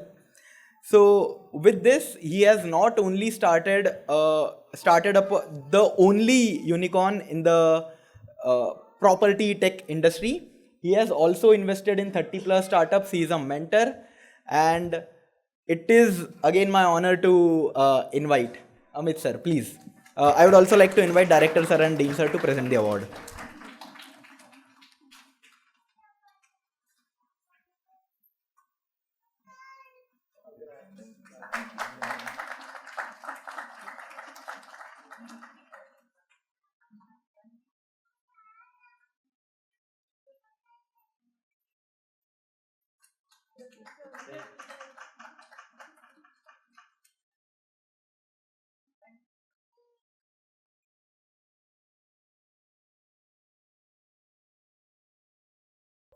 Thank you, Dean sir. Thank you, Director sir. It's with a lot of gratitude that I accept this award. Getting into IIMA was something which was a dream for me. And my friend Dipankar is here. Both of us prepared together. And both of us had assumed that it is almost impossible to get into IIMA. We can get into some other IIM, but not IIMA. And I think I remember that when I got an interview call and when I took a train, came to Gujarat, I said to myself, this is the last time that you are coming to this Ahmedabad station. Professor Ravi C took my interview, and I am an IITian, and he asked me a statistics question, which I was not able to answer. So I went back being fully convinced that this is not a place that I will ever get into. In fact, when I got the phone call or when I got the intimation that I have gotten into IIMA, I remember calling twice just to check whether this is the right information or not. And I think from the day one when I entered into IIMA, it was a feeling of awe. An institute with such huge, amazing past, with such genius professors. I think the quality of the professors, the test that they make you stand up to in terms of your real potential is amazing. And we were talking with directors and deans about the pressure. But the pressure which you really feel in the real world is much, much more. And IIMA basically prepares you for that pressure. And during all the college education here in 2 years, I think we were discussing, and I would summarize the feeling as if there is a huge fountain of knowledge which is coming out, and I have very two small palms and I am trying to basically drink whatever I can. So in fact, often I think that if I ever get a chance again, I would perhaps like to come back, do a MBA again, and this time not with the grades as a focus, but with the focus of just knowledge, because it is so immense here, and I am full of gratitude for that. As the years passed, like many others, anybody who passes out from IIMA quickly wants to get the day zero job, day one job, and that's what all we are after. But I think after 10-15 years, when they pass all the rat races, they finish, you forget where who is, and finally you gravitate towards what you really like doing. And I think that was my midlife crisis or my midlife calling as to what I really want to do. And when you really are searching, you start seeing the signs which really matter. So I was interviewing with another startup, and I saw a quote said by Mark Zuckerberg on the wall, which basically said that not taking risk is the biggest risk in life. And I was being interviewed by another IIMA junior of mine, and I felt that this is such a good quote, and if I don't take risk being an IIMA graduate, then who will take risk? So this is something which is very odd, and I would urge every IIMA student to think about that somehow in this day zero, day one job, we are so occupied in getting employed that we forget that we are not from an unknown MBA institute. A big IIMA degree is supporting us at any point of time in our life. If we can't take risk passing out of this institute, then who can take risk in the country? So with this thought in mind, I left my job, and I thank my wife Priyanka, who is also my IIT Kanpur batchmate, who soldiered on, who supported me in these tough times, because the moment you leave job, nobody cares which institute you are pass out from. Customers don't care and investors don't care unless your numbers come. So suddenly you are just an individual who has a website, who has some 10 customers at a point of time, and who is sitting in his home on his bed with his legs folded, trying to calculate कि अच्छा अगर आज job पे जाता तो इतने पैसे मिलते, so many cash divided by 30 and but you are not getting any cash, and you are laden with this home loan EMIs, car loan EMIs that all of us end up gathering. But I think IIMA basically gives you this huge amount of confidence that you can do anything as long as you have perseverance, as long as you keep on trying. So I am a first generation entrepreneur. I have zero experience in entrepreneurship, and we started, me and my co-founders, we started No Broker, which is a real estate platform that connects property owners and tenants and buyers directly with each other without any broker. And we had zero idea how to do it. No one in the entire world has done it, so we couldn't copy any model from US. It's a very ground up, commonsensical idea that we basically try to solve. Zero background in this. But I think what IIMA teaches you that every semester you get this big, thick books that you dread, which are issued, and then you need to read them almost. And every day you sleep at 2 and then get up at 6, 7, and then you again, the grind keeps on going on. And I think once you pass that, then you feel anything is possible. So it has been 10 years since we have been running No Broker. The journey has been very tumultuous. As many of the fellow entrepreneurs know, there was an instance when a lot of brokers physically attacked our office. Like a typical Maggu, we were unprepared as to what to do in such a case. There were many near-death experiences, as Abhinav and Rashmi know very well, when the funding was not there, and we did not know whether we'll survive next few months or not. But I think we soldiered on, and today No Broker has 1,000 crore revenue. We have 6,000 employees. And hopefully in few years, like sir, we would be listed. So looking forward to that. So very, very grateful for what IIMA has given me, given us.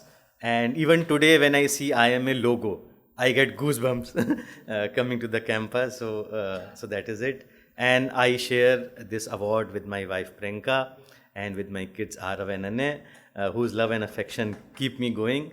And very, very graciously, my friend Dipankar, who is also IIMA pass out, and his wife Avishi, his wife Komal and daughter Avishi have also joined. So very, very thankful to them for joining me here. Thank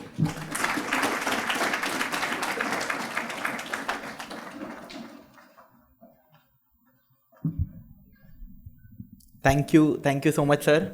Again, for all the entrepreneurs, it is again a journey to follow, and we hope to see the IPO soon, sir. Now, in the same entrepreneurship category, we have Rahul Dash, sir. Currently, unfortunately, he could not make it to the event, but he has built another unicorn. So I just did a quick Google search in the meanwhile. So India has total 111 unicorns, out of which 3 founders are like sitting right here.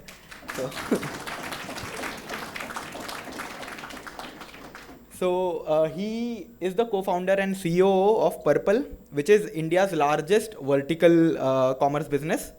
He has built a portfolio of 6 D2C brands across India for different markets. His company employs more than 4,000 employees. To reach the unicorn status, he has taken investment from India's and world's most renowned investors. And he is again an active advocate of entrepreneurship in India, which he conveys in various summits. He has also been a part of IIMA Entrepreneurship Summit. So yes, that's Rahul sir for you. Thank you.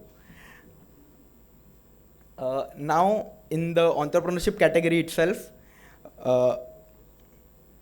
we have Rashmi Daga ma'am. She is the CEO and co-founder of Fresh Menu, which is a doorstep food delivery service. Fresh Menu currently has 70 kitchens across Bangalore, Mumbai, NCR, with annual revenue of more than 150 crores. She has been recognized by various entities She has been Economic Times Prime's Women Entrepreneurship Award. She has been recognized in Fortune's 40 under 40 in 2019. So with a huge round of applause, please welcome Rashmi ma'am. I would also like to welcome Dean sir and Director sir to present the award. Thank you.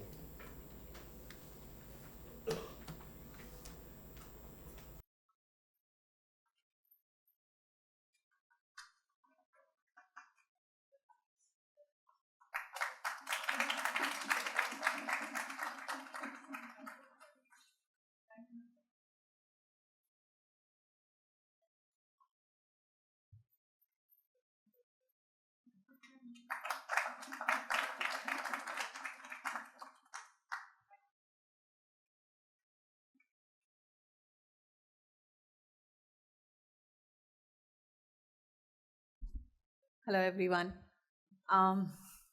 It's actually a very great feeling to be back on campus and pretty overwhelming to be here and to receive this award. For a lot of time, I kept thinking, why am I getting this award and a lot of other people are deserving? So that's what this institute does. You have deep sense of gratitude for the kind of people that you know, that you studied with, that you've grown with, and that pushes the bar all the time.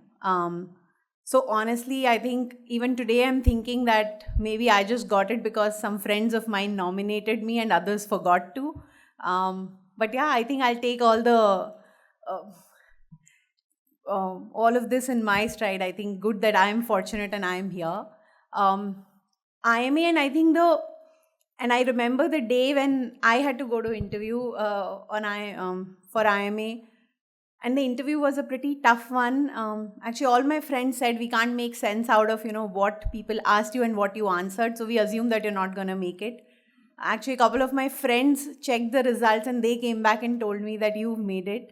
So it's always very difficult to believe that you'll make to the best institution that you always hoped for.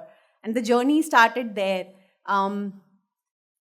I remember a couple of times when in sales meetings and all, I used to do sales for IBM. That's where I started my career. And there are times when clients figured out that you studied at IIMA. It's like, beta, aapko dekh ke lagta to nahi hai ki aap IIMA se ho. So you need to carry your intelligence and carry your degree on your face. And your communication that aapko dekh ke nahi lag raha hai ki aap wahan gaye the. So a lot of times I did not tell people that I went to IIMA. Because then you have to prove that you're very intelligent and you can make very intelligent conversation. From there on to honestly having the dream to become an entrepreneur was there. I think a part of it was triggered with Sunil Handa sir's class. That we always thought that sirf kaam naukri kyun karna hai, apna kaam karna hai, go figure it out. And I took the first step of joining a startup and trying to learn the ropes there instead of straight away jumping on to what I wanted to do. I didn't think I had all the skills. For 3.5 years, I worked at a startup. And I thought I've learned a lot, did very, very well at the startup. And then I bootstrapped a startup, worked for 15 months and closed that down. I think you have to be dispassionate when you're trying to build something because most of the times you don't get it right. Most of the times the circumstances don't support you, which is what I did. I dispassionately closed that startup, went back to work at a couple of startups before I started again. So Freshman U is now 10 years old. And I think all the learnings from what I learned here, stay put. I think whatever be the difficulty, whatever things you don't know, you go through it and you power it on. There have been very, very difficult times and there have been great times and you power through both kinds of days. And I think staying put is what I learned here. Most of the times I didn't know that I'll survive next day, I'll survive the next exam. And if I passed through it, I think that gives you confidence to take the world on. Same for entrepreneurship. I think a lot of it is just execution and a lot of it is really going down to the nuts and bolts of running that business. A lot of times strategy is probably once in a few months that you really reevaluate, are you doing the right thing or the wrong thing? It is truly about execution. And I think that's what I learned from here, that you have to be focused. You have to follow the day and not worry about the future or the past, because you can't change either of them. All you can do is change the present.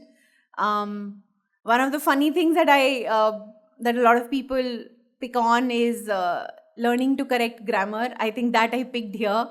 I still correct grammar for a lot of people. But yeah, I think that's what the journey is. Entrepreneurship keeps you going. I think resilience is what I learned on the way. Giving up is not an option. Can't give up. And that opens up new sets of doors all the time. So Fresh Menu is a journey. It's 10 years. I think it'll be here now for next 100 years. And that's thanks to, all the living in the present that I learned here. Thank you.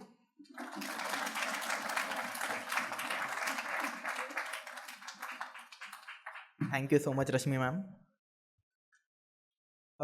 So with this, we move on to our last section of this tournament, of this program, which is social sector and public service. So I would like to invite Komnashi Sen sir, who is Superintendent of Police with the Hooghly Rural District in West Bengal. Yeah. And apart from that, he has worked on so many social issues. You can see mob violence, communal conflicts, human trafficking. He has won several awards for it. Not only that, he has taken so many initiatives in electoral practices, so for which he won National Award for Best Electoral Practices back in 22. Apart from that, he has won many awards from Chief Minister's Police Medal in 2022. And not only that, he also has personally some social giving factor, for which he is working on free coaching for underprivileged students. So for this, please give a huge round of applause for Kamnashi sir. And I would like to invite Director sir and Dean sir to present the award.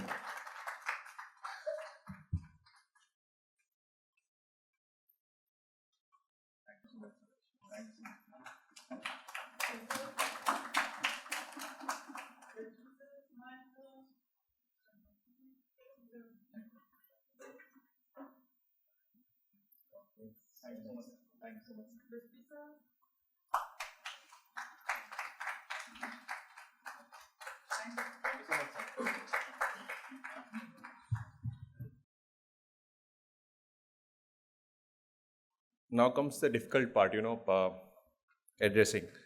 To be very honest, I actually did not know that we had to address audience, and old habits die hard. So my batchmate Utsav was sitting beside me.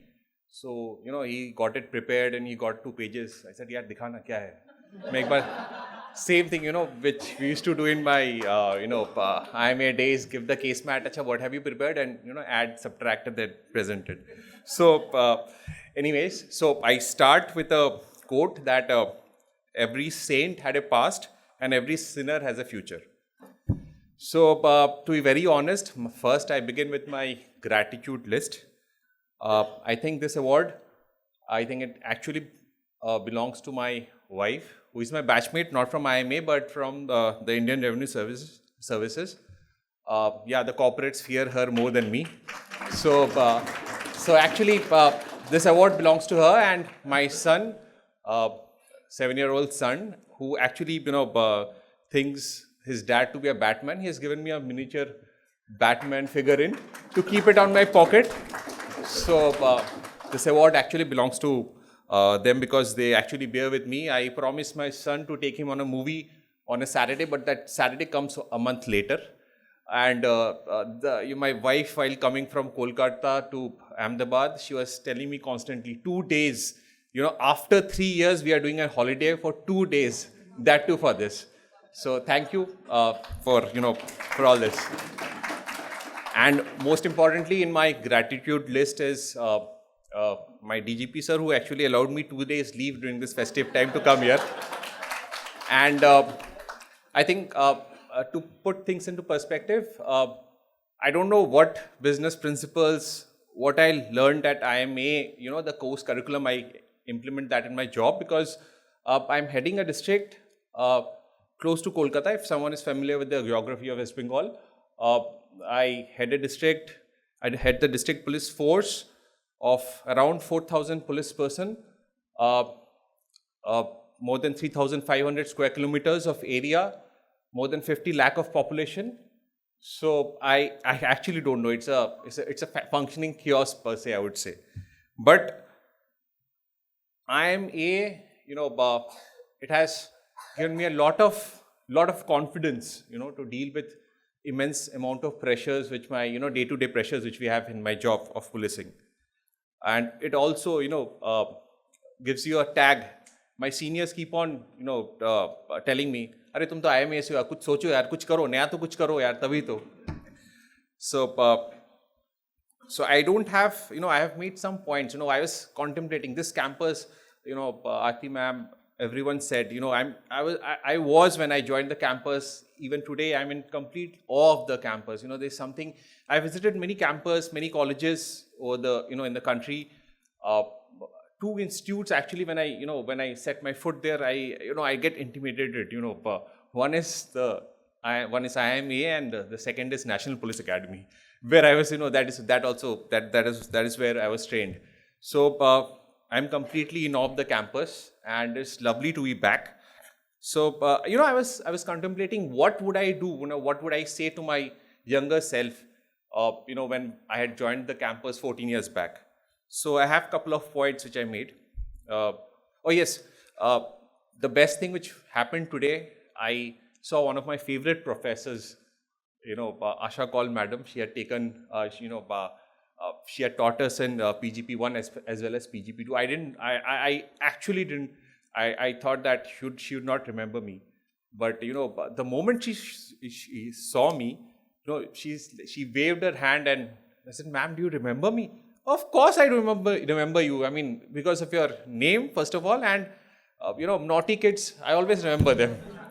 So and she was like, "Yeah, बहुत serious type के हो गए, And my wife, like, "What is this? You play Jekyll and Hyde with me, huh? You appear to be so, grumpy and everything at home, and you are like a fun-loving guy in IIMA." So, anyways, so some of the points which I really made, again, first, number one, professors at IIMA are gods. You can ask the number of questions, but you cannot, you have to listen to them. So the first thing, I still remember my finance professor, grades are like punctuation marks. I really took that seriously. And so don't worry too much. Remember the bell curve, top 5% and bottom 5%. So, they need to worry. I mean, the toppers and the laggers. Otherwise, be in the 90% and you won't fail in the class. You'll sail through. It's very important. Please do keep a check on your waistlines. We had all sort of unhealthy food at 3 a.m., 4 a.m. in the night, and probably it's good to keep a check what you are eating, and some sort of exercise. I think I would have done better at that time. Take initiatives. Please do fail, learn, relearn, unlearn. Please keep doing that. It's very important that you do that. Another thing, please don't brag too much about the IIMA brand. Of course, each of us who have passed out of IIMA, we are very, very proud of it. I'll narrate a small incident, 2 years back, I was SP of this place, South 24 Parganas in West Bengal, which is just near Kolkata.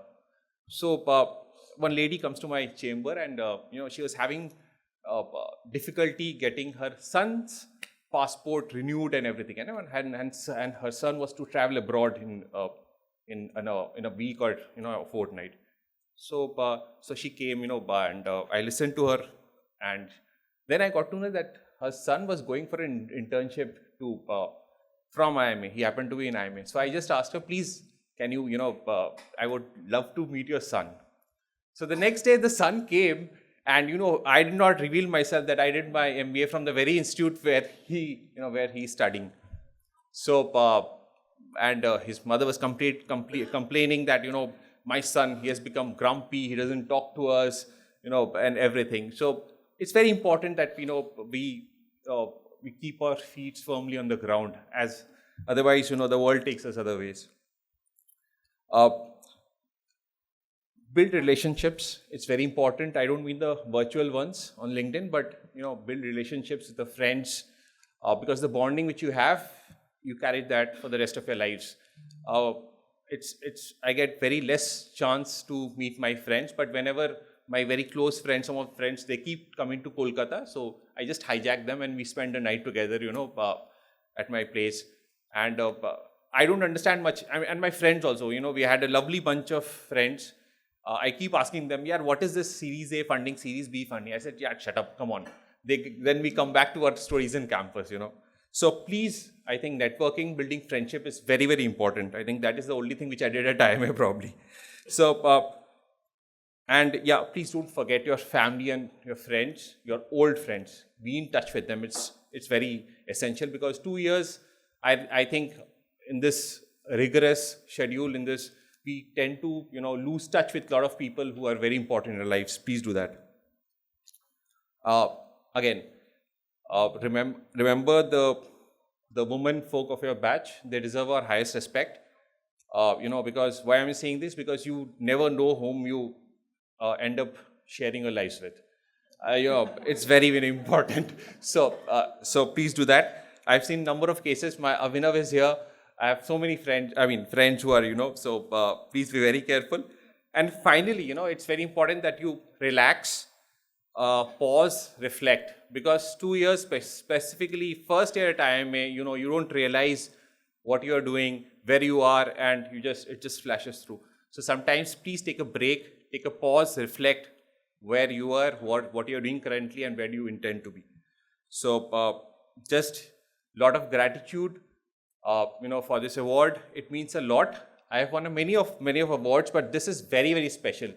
2 of my friends, they in fact messaged me in the morning, yaar, please kapde upde achhe se pehen ke jana. So, I had to make sure that, I wear a suit and a tie, which I hate to wear. So it's very important. And thank you so much. Thank you so much, sirs, for, anyone could have won the award, but I think I've been plain lucky to win the award. So thank you so much.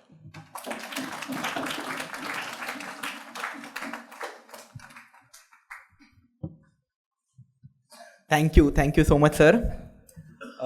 Now, last but not the least, in the public social sector and public service domain, we have Utsav Kheria sir, who is the co-founder of Rocket Learning. So Rocket Learning is it's transforming public daycare into early learning hub. So it's a proper social sector startup which has reached 2.5 million children in 10 states and has empowered 100,000 plus Anganwadi workers. His case study is taught at Harvard and Stanford and soon to be taught in India, hopefully at IIMA. So please welcome Utsav Kheria sir, and I would like to welcome Dean sir and Director sir one last time.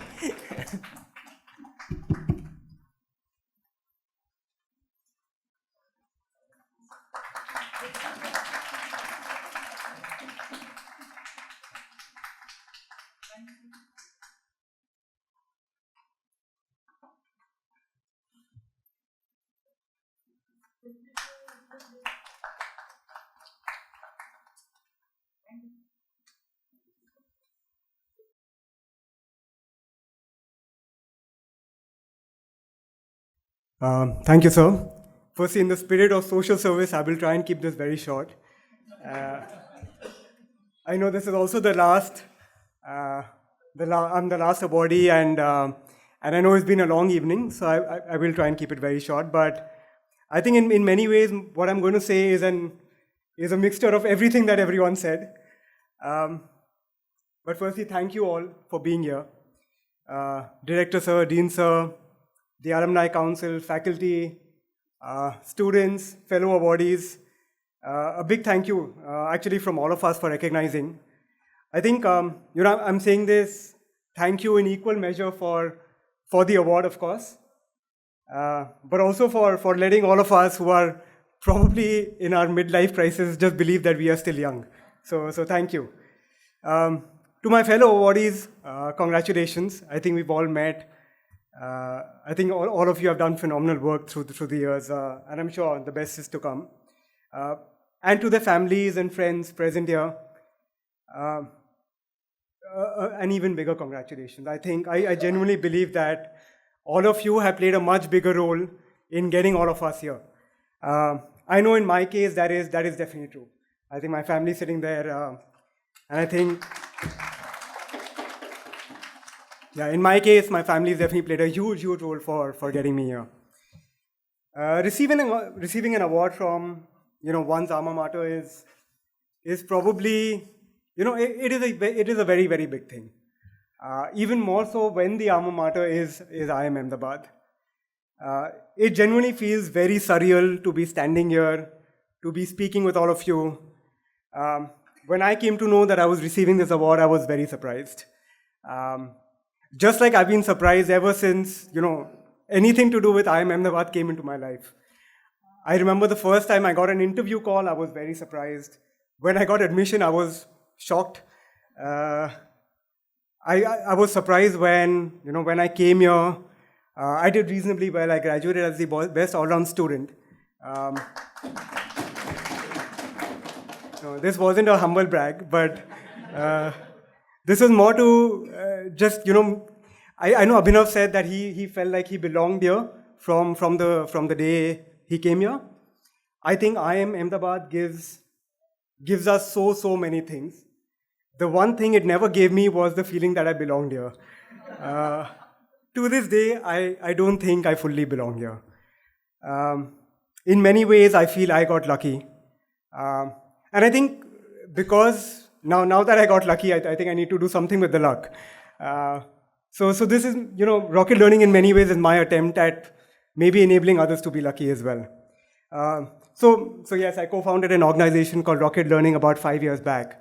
I think many of us here have had the good privilege of being well educated or having the privilege of receiving good quality education. Unfortunately, not everyone in India has that.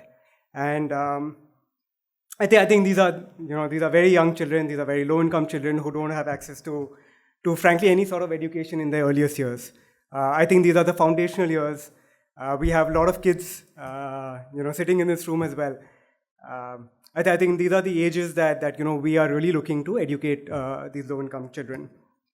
I think we're now working with 3 million children across 10 states in the country. I think while we're working with a really large number, what gives me most happiness is we've seen very strong evidence of children genuinely learning, children being ready for school, and children being ready for life. And I think if we can do that, hopefully the future of our country is even brighter than when we started. In many ways, I think IIM Ahmedabad, what I experienced was, it was an amalgamation of a lot of people coming together, children from different backgrounds, socio-economic, gender, etc. And I think in many ways, this is my attempt at creating an equalizer, like IIM Ahmedabad did, an equalizer at scale for the country.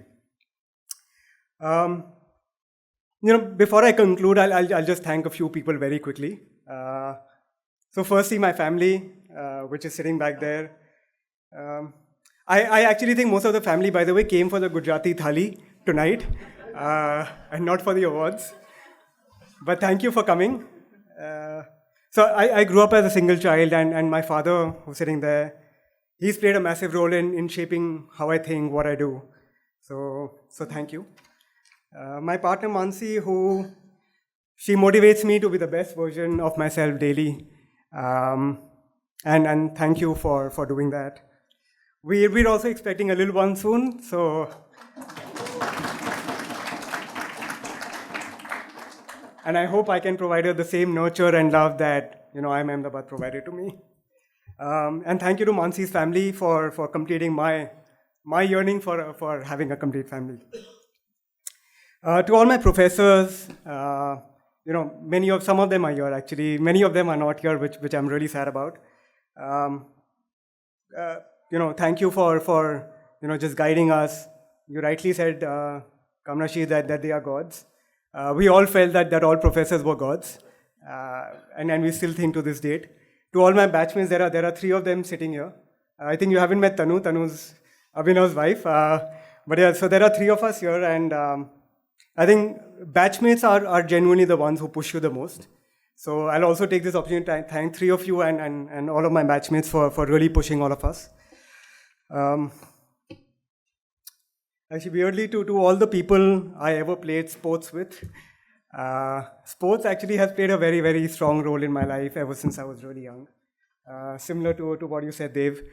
I think I definitely lost in sports more than I won. But I think I learned every single time I went out on the field. And to all the people I ever worked with, I think that there are people you work with through the years, and you learn small things from each one that you work with or interact with through the years. I personally have learned along the way a lot. From my first job actually was in the UK, so quite a drastic change to now running Rocket Learning in our hinterlands right now. But I've had the privilege of meeting incredible people, incredible co-founders, incredible co-workers, and I've learned a lot from each one of them. I'm done with the thank yous, and I'm ending again soon. So I'm done with the thank yous, but I definitely feel a lot of gratitude even now. And I do believe that each one of us have our own journeys, and I'm simply trying to follow mine right now. It feels very good to be recognized, especially for a journey that seems quite different from maybe what the conventional path is post IIMA. But I think that's the confidence that IIMA gave us to really pursue whatever we wanted to. And I hope that this journey can just maybe serve as a motivation for some others to also follow their own journey. There's a long road ahead, and I'll be very grateful for your support along the way. Thank you very much.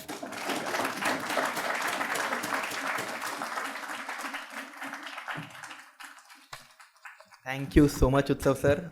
And yes, this award means that you do belong here, and you always will, sir. So we will start with some Q&A, if anyone has any. To anyone, you can address it to the whole panel or individually as well. Yes. Hey, hi. Thank you so much for coming all the way here and talking to us. I had a question to Utsav and Kamanashish sir. So, just wanted to hear your thoughts on getting into the impact sector or the social sector. Do you recommend doing it immediately after IIMA if you are so inclined, or would you recommend you work for a few years, build some capital, and then you get into that field? Just overall your thoughts, because both of you have chosen very divergent paths in the impact sector. So just wanted to understand how you think about this.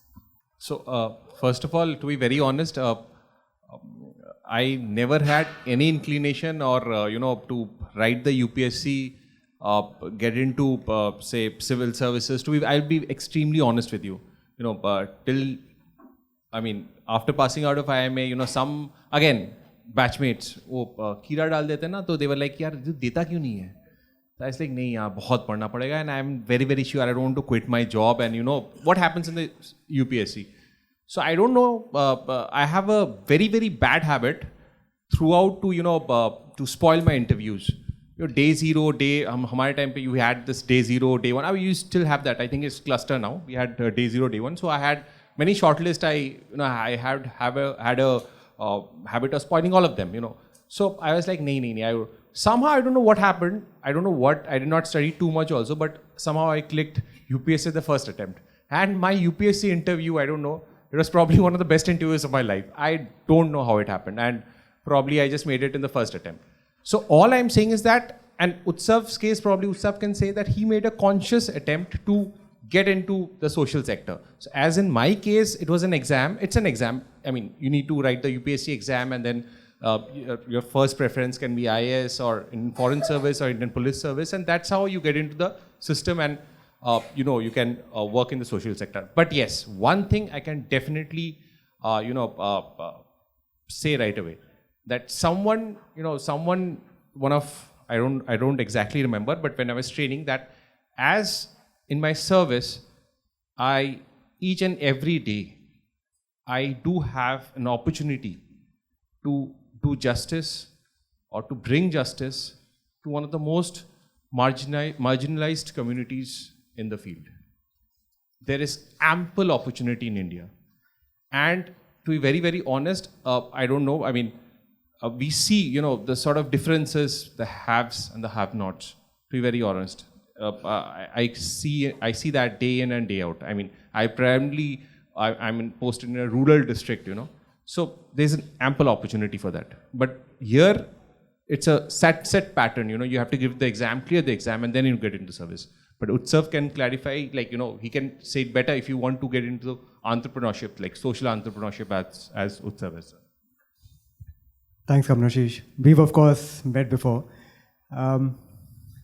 Look, I think 2-3 things, right? One, there is, in my mind, there are multiple ways of creating impact. We, of course, work in the so-called social sector, but I think someone was speaking right before this. I'll take the example of Abhinav. He mentioned how the organization that he runs currently employs maybe 10,000 people or creates employment opportunities for 10,000 people. In my mind, that is huge impact. So I think that there are multiple ways of creating impact. Ours are 2 choices that we have made within that, but the scope could be a lot larger. But even if you want to choose the kind of sectors that we have or the kind of lives that we've chosen, I think there's no perfect timing, by the way. I think for anything that any one of us is doing, there's no perfect timing. The only thing I would say, if you are fairly clear about what you do want to do, I don't think there's any point in waiting if you know what you want to do. But if you do want to explore a lot more, then maybe you can bide your time. But yeah, I genuinely say that for, the moment you have clarity, it just makes sense to get into that as soon as possible. And lastly, I forgot to mention that, we have this alumni chapter in each of the, for example, I'm part of this alumni chapter of Kolkata. We had this floods, it was very bad, specifically my district, one part of my district, population of 8 lakh people were affected, And to be very, very honest, I've traveled myself into using boats and everything. The second floor of the house was submerged in water. And to be very honest, obviously the government it does whatever it can do, but whatever help you do, it falls short. So there I just approached 2-3, Kolkata chapter alumni. I'm in touch with them. I said, if someone can help, as through, a free ration and, through, they came in, they came and just asked what needs to be done. Just tell us. So that's the power of, networking of IIMA. All I can say that, So, help will always be given, as help is always been given in Hogwarts. Same, I felt that,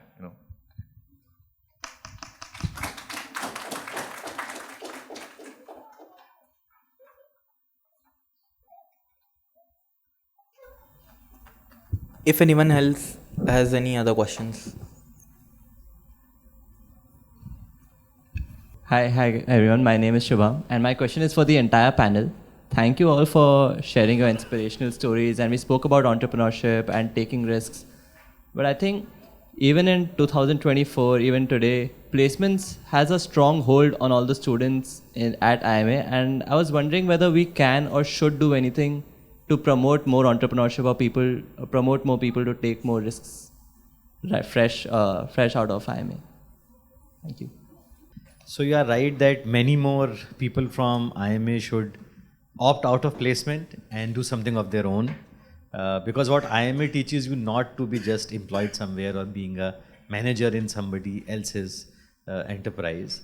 Unfortunately, what I have seen is that as a founder and looking at other founders who are starting companies, somehow IITians are founding much more companies than IIMA graduates and IIM graduates, which is very unfortunate. Perhaps it has some practical aspects also that many of the graduates have an education loan which they need to get off their chest before they can start on their own. But perhaps there is something which makes all IIM students, not just A, but all IIM students risk averse in some sense. That's why if you look at all the unicorn founders also today, very few of them are IIM graduates, but a large number of them are IIT graduates. So my suggestion would be to take some risk, because that's what I was trying to say earlier, that if after IIMA degree, if you can't take risk, then when can you take risk? And this degree is such a precious degree that even if you don't earn anything for next 1 year, 2 year, 5 year, it'll take you barely a month to get another job. The job might be 1 lakh more, 1 lakh less. So such a huge security is there. And I'm sure the institute has program where if you opt out of placement, then you can again appear next year. So I'm sure those programs are there, those facilities are there. But we should take advantage of it, especially when you go to raise funding. As an IIMA graduate, you have a huge plus, at least to be heard, if not given. So I would strongly urge you and others who are interested in startup to take some risk. This is the best time. I strongly feel that next decade, next 2 decades, next half century is of India. Whatever problems we see outside, all of them are opportunities. If you don't do something for them now, then who will do it?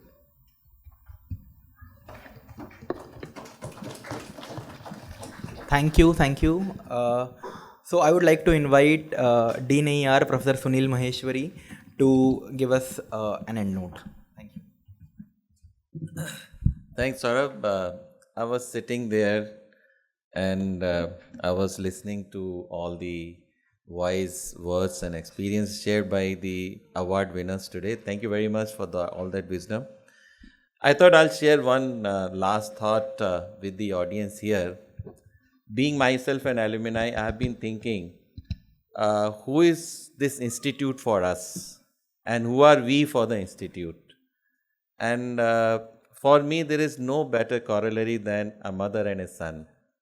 We have a biological mother who gave us the birth, shaped our life, but here is a mother who shaped our career, who's shaped our professional life. And more I start thinking about it, more I fall in love with this institute, which for me no less than my biological mother. It gives us the shape to our professional career. And let me tell you, when this mother feels the happiest, when the children of this mother do so well in their life. And today you have done so well, you got the award, the mother felt very, very happy. Now this is, the mother feels very happy, but mother also wants something from the children. If the mother has 5 children, some have done so well, some have not done so well. Mother expects that the one in the family who has done well will support the other ones. So when you are in the field, all of you are doing so well, you have won the award, please take care of the alumni who may need your help time to time. Mother also knows that there are times when mother needs help of the family members, the children. Do think over it, come back, and once in a while ask the mother, does she need anything from us?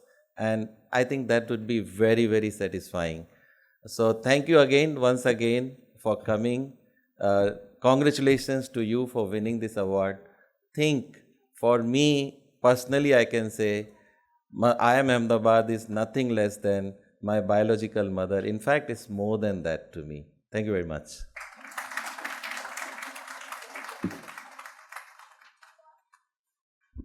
So finally, please give a huge round of applause to the whole Young Alumni Achievers panel of 2024.